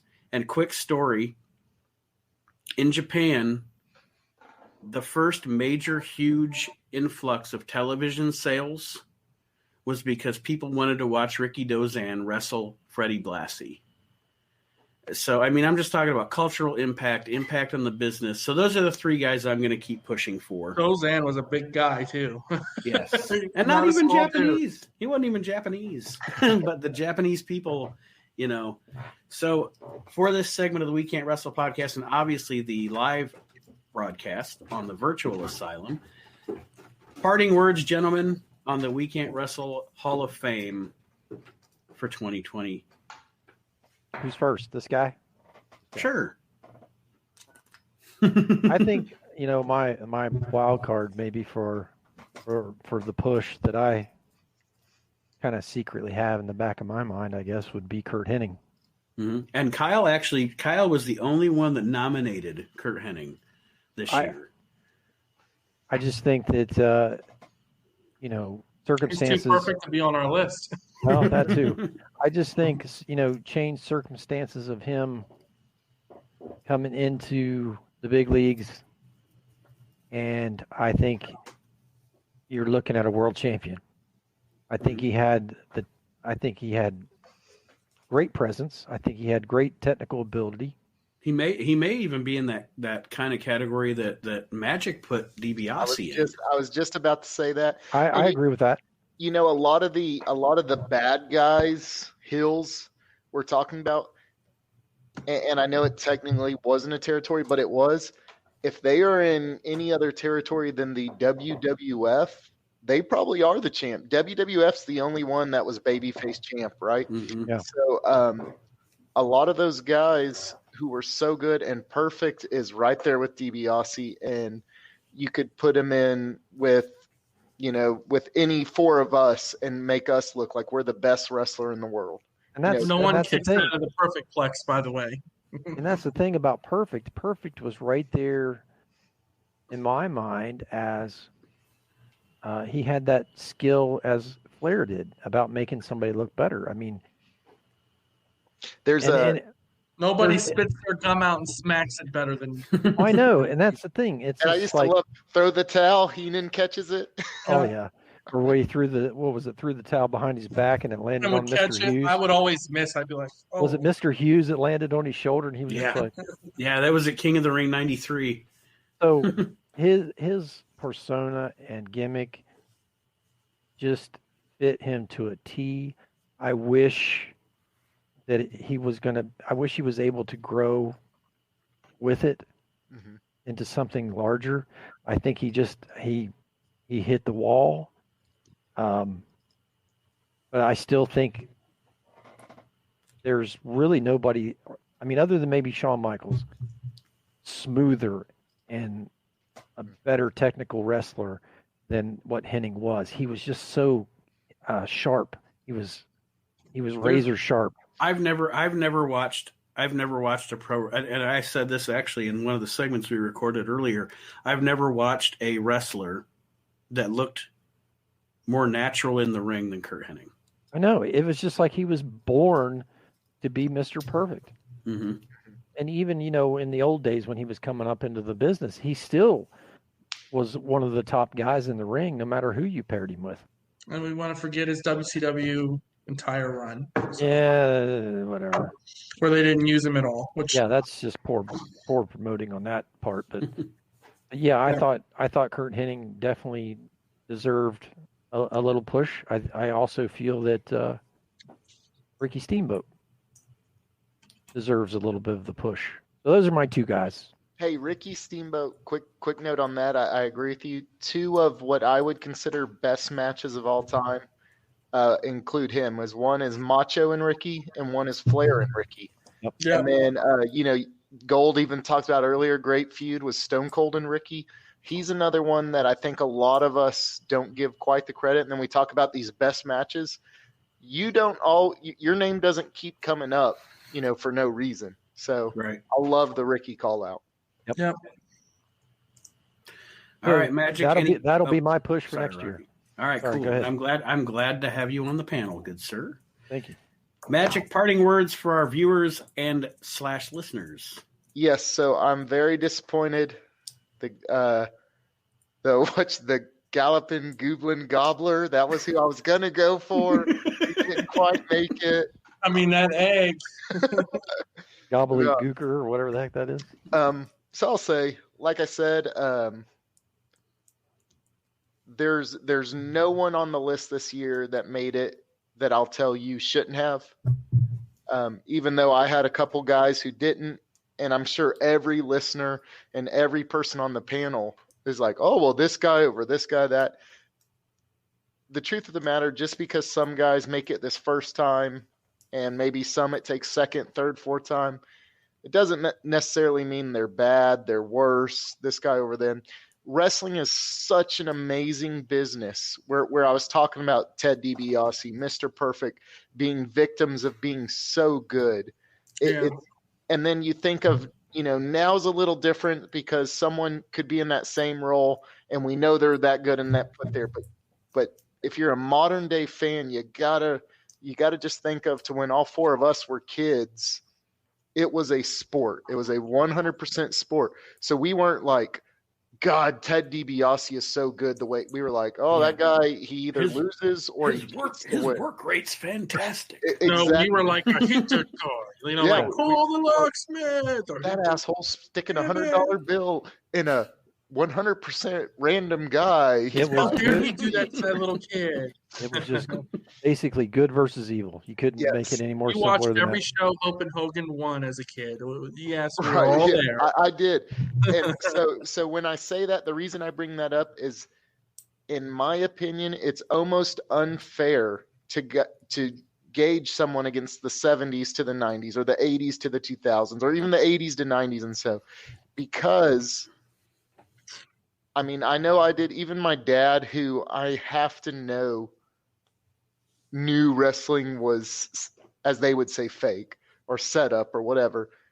But even he he watched wrestling the same way he watched a football game. Mm-hmm. You know, it wasn't like, let's see how they call this finish. You know, it was, I hope this guy wins, and I think he will because he's a better wrestler. And if I got punched in the face by that guy, I'd be out cold. You know, I mean, so just keep that in mind. It's so hard to judge wrestlers from different eras for that fact. And I'm excited almost to see it going into the future, because now that wrestling's completely open, maybe the 2010s, 2020s, 2030s will be a little easier to judge against the 2000s. Because the one thing wrestling does have over other sports is, you know, I always say, man, I wish I could have seen the 2021 Super Bowl champions versus the 1975 Super Bowl champions, and which football team was better. Wrestling's a little better than that, because what we say now, we don't have to have them go head to head. We can say, let's watch his promo, let's watch his work, let's watch that. It doesn't, head to head doesn't matter, right? Or you can just bring Goldberg back and they can just have a match. Yeah, we cannot. Well, we know Goldberg's better, right? Goldberg. We can just have Goldberg come back and have the match. I mean, Goldberg's man, I really want to see Goldberg He's still versus gonna win. McIntyre. All right, let's do it. So what happens when you run out of the old guys? I mean, pretty much the only thing you got left, in my mind, is Edge and Orton. So here's the thing, Rock. You'll never run out of old guys because there's new old guys. Now you got John I know, Cena as but- the new old guy. No, The Rock will come back. Triple H is going to probably. Steve Austin might have one more in him, maybe. To me, those guys are long gone. I don't No. think. I mean, other than Triple H being that Vince McMahon role as the bad CEO, that's about it. The The Rock will probably do another match. The Rock's about the dollar sign. He makes $20 million a picture. Why would he come back and take a beating for pennies on the dollar, other than he loves the business? But it's that pop that they're hoping for by bringing those old guys back. But I just sit there and think, man, you're going to eventually run out. No, the problem with an old guy, and sorry, Nate, we're getting a little off, but the problem with the old guy is a Band-Aid. It's Yeah. not going to fix anything. It's Right. going to stop the bleeding for half a second, and then it's going to bleed right out of it. Yeah, and then they need to pass the torch, and then that's what you used to do. Now it's I don't know. we're going like it's just Goldberg passed that torch, should have passed that torch in 2004 to Lesnar, but they were both leaving the company. So And even Lesnar's getting, to the point where, What's Lesnar? Lesnar like 45 now? yeah, he's my age. yeah, Yeah, Lesnar's. I mean, So I mean, it's not like Lesnar's he's still it's good, not like though. it's not like he's a young pup anymore. no, I mean, I guess I'm curious how many times can they go to the legends or older guys well before they look down in there and there's nothing left. It's just Archie in there. I'm kidding. Well, and then you, like you said, Magic, you're stuck with what you got, and what you got is mediocre. Mhm. I'm not saying that those guys in the new product are not athletes, because that's what they want. That's what they're getting. They're getting athletes, but they're not getting legends. No, you're right. And my quick take on that is there's an old rule in booking wrestling. And this goes from the littlest show to the biggest show, is you cannot make a superstar with 50-50 booking. And it seems like everyone now is 50-50 booking. Yep. And it's also partial the new fans' faults too. Because if you do what we keep talking about, where it's kind of that 100-0 booking, that person keeps the belt heel, right? The big heel keeps the belt for a year. Then the face comes in and wins it. The fans are complaining that person had the belt too long. or or I'm bored, I just or I'm. think they're just wanting something to change. They just want changes. They don't want the same outcome every time they turn the TV on. They just want something to be different. Got to go back to having good matches on TV, but the big matches on the pay-per-views. I We never got agree with Hogan that. and Warrior on the TV. It gets to the point where every Raw or SmackDown is just another pay-per-view.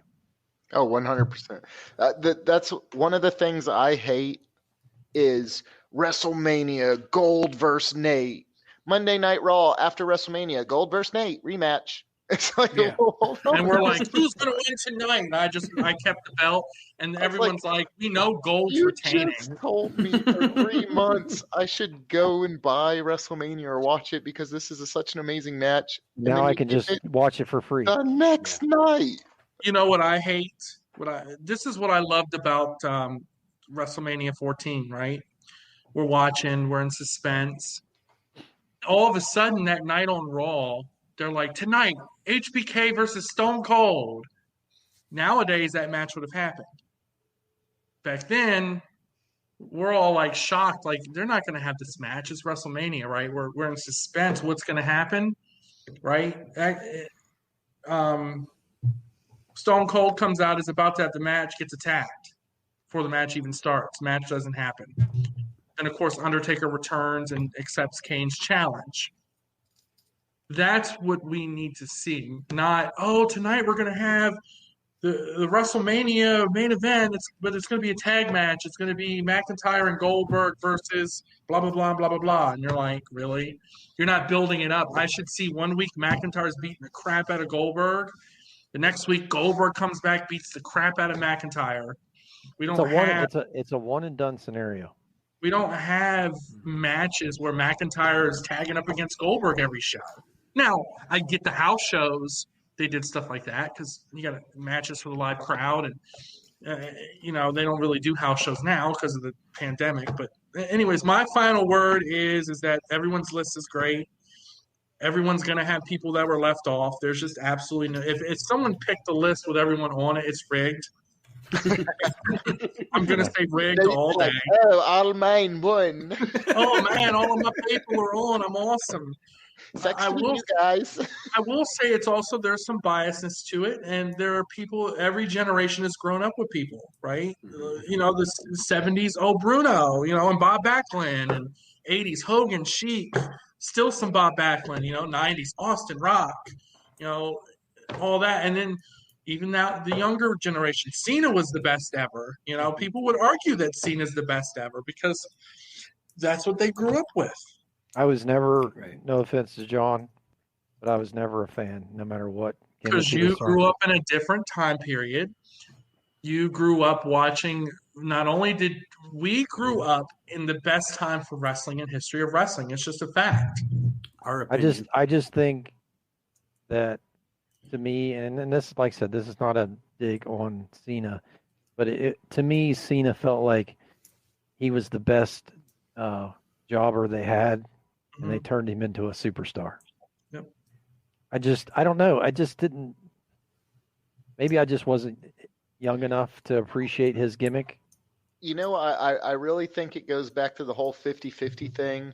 And I mean, I know Cena won a lot of titles and all that. But the reason he won a lot of titles is because he lost a lot of titles, right? Now, Ric Flair won a lot of titles, but he did it over 40 years. Right. Cena, yes, he's wrestled a long time, but if we cut it down to his title runs, so to me, forever, Hulk Hogan was like the 5-time champion, but every reign was 2-3 years. Yeah. And, now Cena's tied Flair in 7 years? Right. No, it was 05. No, WrestleMania 20, he won the U.S. belt. WrestleMania 21 is when he won the belt. That was 05. So he's won what is it, 16 times. From 2005 to, let's say, I think the last 2 years he hasn't really wrestled. Mm-hmm. So from 11 years, he's won the belt 16 times. He's won the belt almost 2 times a year. Like I said, if I ever meet Cena, I'd walk up to him and shake his hand and admire his success. And I'm sure he's a super nice guy, but I just was not a fan of his persona or his gimmick. No, think of it this way. So, like, think back to when we were kids or we were younger and we're watching wrestling. Any former champion was a legit world champion, right? Yeah. Oh, he had the belt. You know, we would say, like, even after Macho Man lost the title, He that's was still in contention. He was still in exactly. contention. That is a former world champion. You don't mess around with him. Yeah. We don't think that right now about Kofi, No. right? Like, we don't go, that is, I mean, they That's say how it. you build them. And then remember back when we were kids, more times than not, the champion had the IC belt before True. the major title, Ultimate Warrior, They- Macho Man. They just kind of worked their way up into They the worked ranks. their way up. They didn't go from, I'm champ to nothing. You know, because, like, think of what's his name? I'm forgetting now. The Great White Warrior. What's his name? Sheamus. Yeah, Sheamus. When Sheamus wrestles right now, no one is like, you better watch it. That's a former world champion. I didn't even know he won. Yeah, he was a world champ. He beat Daniel Bryan in, 15 seconds? And I feel bad for Jake Hager, who stands around as Chris Jericho's Mr. Hughes right now, was a former world champion. There's your status of professional wrestling in the past. That's what I'm saying. Years. But when I was a kid and Macho had lost the title to Hogan, every match it was like, dude, that is a former world champion. You don't take him lightly. You know, because you also thought, well, eventually he's gonna rise back up and reclaim his belt. And the sad thing is, I think Kofi will never have another shot. no, and you're right. The sad thing is, I think they gave Kofi a reign because the fans demanded it. You know, not because they wanted to build him up. But anyways, that's a different. We don't want to get down that rabbit hole, also. But I know, but it's just that's my final word. So, thank you, gentlemen. Thanks for having me on. It's fun. It's fun to talk. It's fun to talk shop. And it will be amazing to have you as part of the panel next year. I appreciate that. Mm-hmm. And of course, Magic, David. Thanks for joining me. Just kidding. Guys, get your orders in, man. We're going to stop them soon. Get them in. There it is. Bret Hart, the AsylumWrestlingStore.com. For those of you listening on the podcast and couldn't see, and in the Asylum virtual meet and greets, let me just read these off, guys. February 6th, Lex Luger. February 20th, Dustin Rhodes. Ricky Steamboat on the 6th of March. Wow. Bret Hart on the 20th of March. Heath Slater, man, he's got kids. Come give him some love on April the 3rd. Eric Redbeard on the 17th of April. May 1st, Mr. Mark Marrow, the marvelous one, and Kelly, the beautiful Kelly on May the 8th. So Top notch.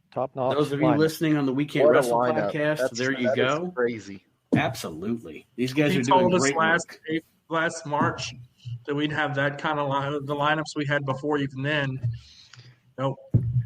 If you asked me last March, I'd be like, what do you think the lineup will be in February of 21? I'd be like, oh, it would be, Norman Joe Smiley Butcher from We'll have Warsaw. the 10-time Detroit champion, or whatever. We'd have Archie February 6th, Warsaw February 20th. We would have Alex Wright's roommate's brother-in-law.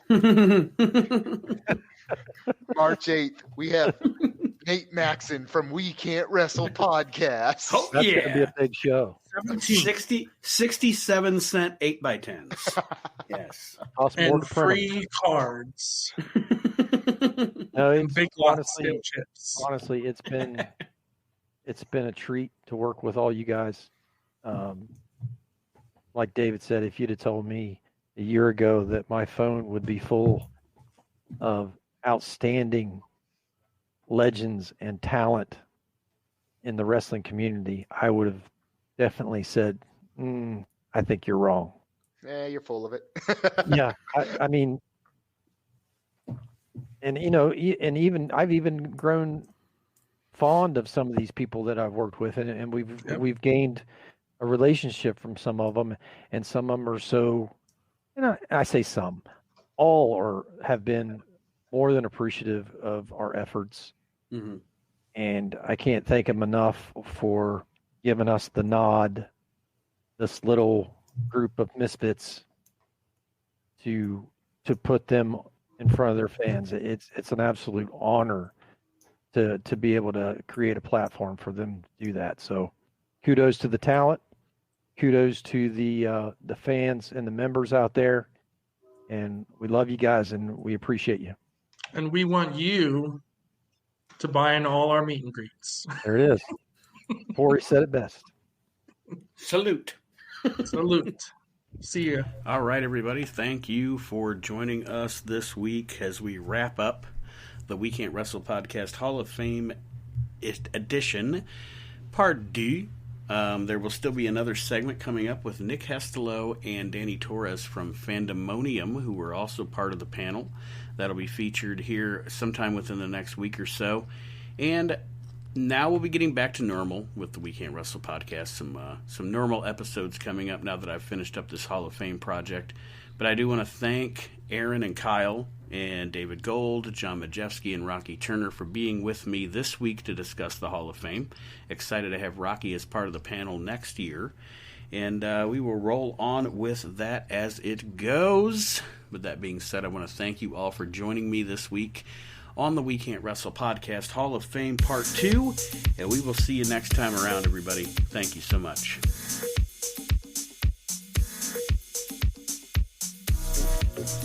The We Can't Wrestle Podcast is a production of Maxin' Out Media. All rights reserved.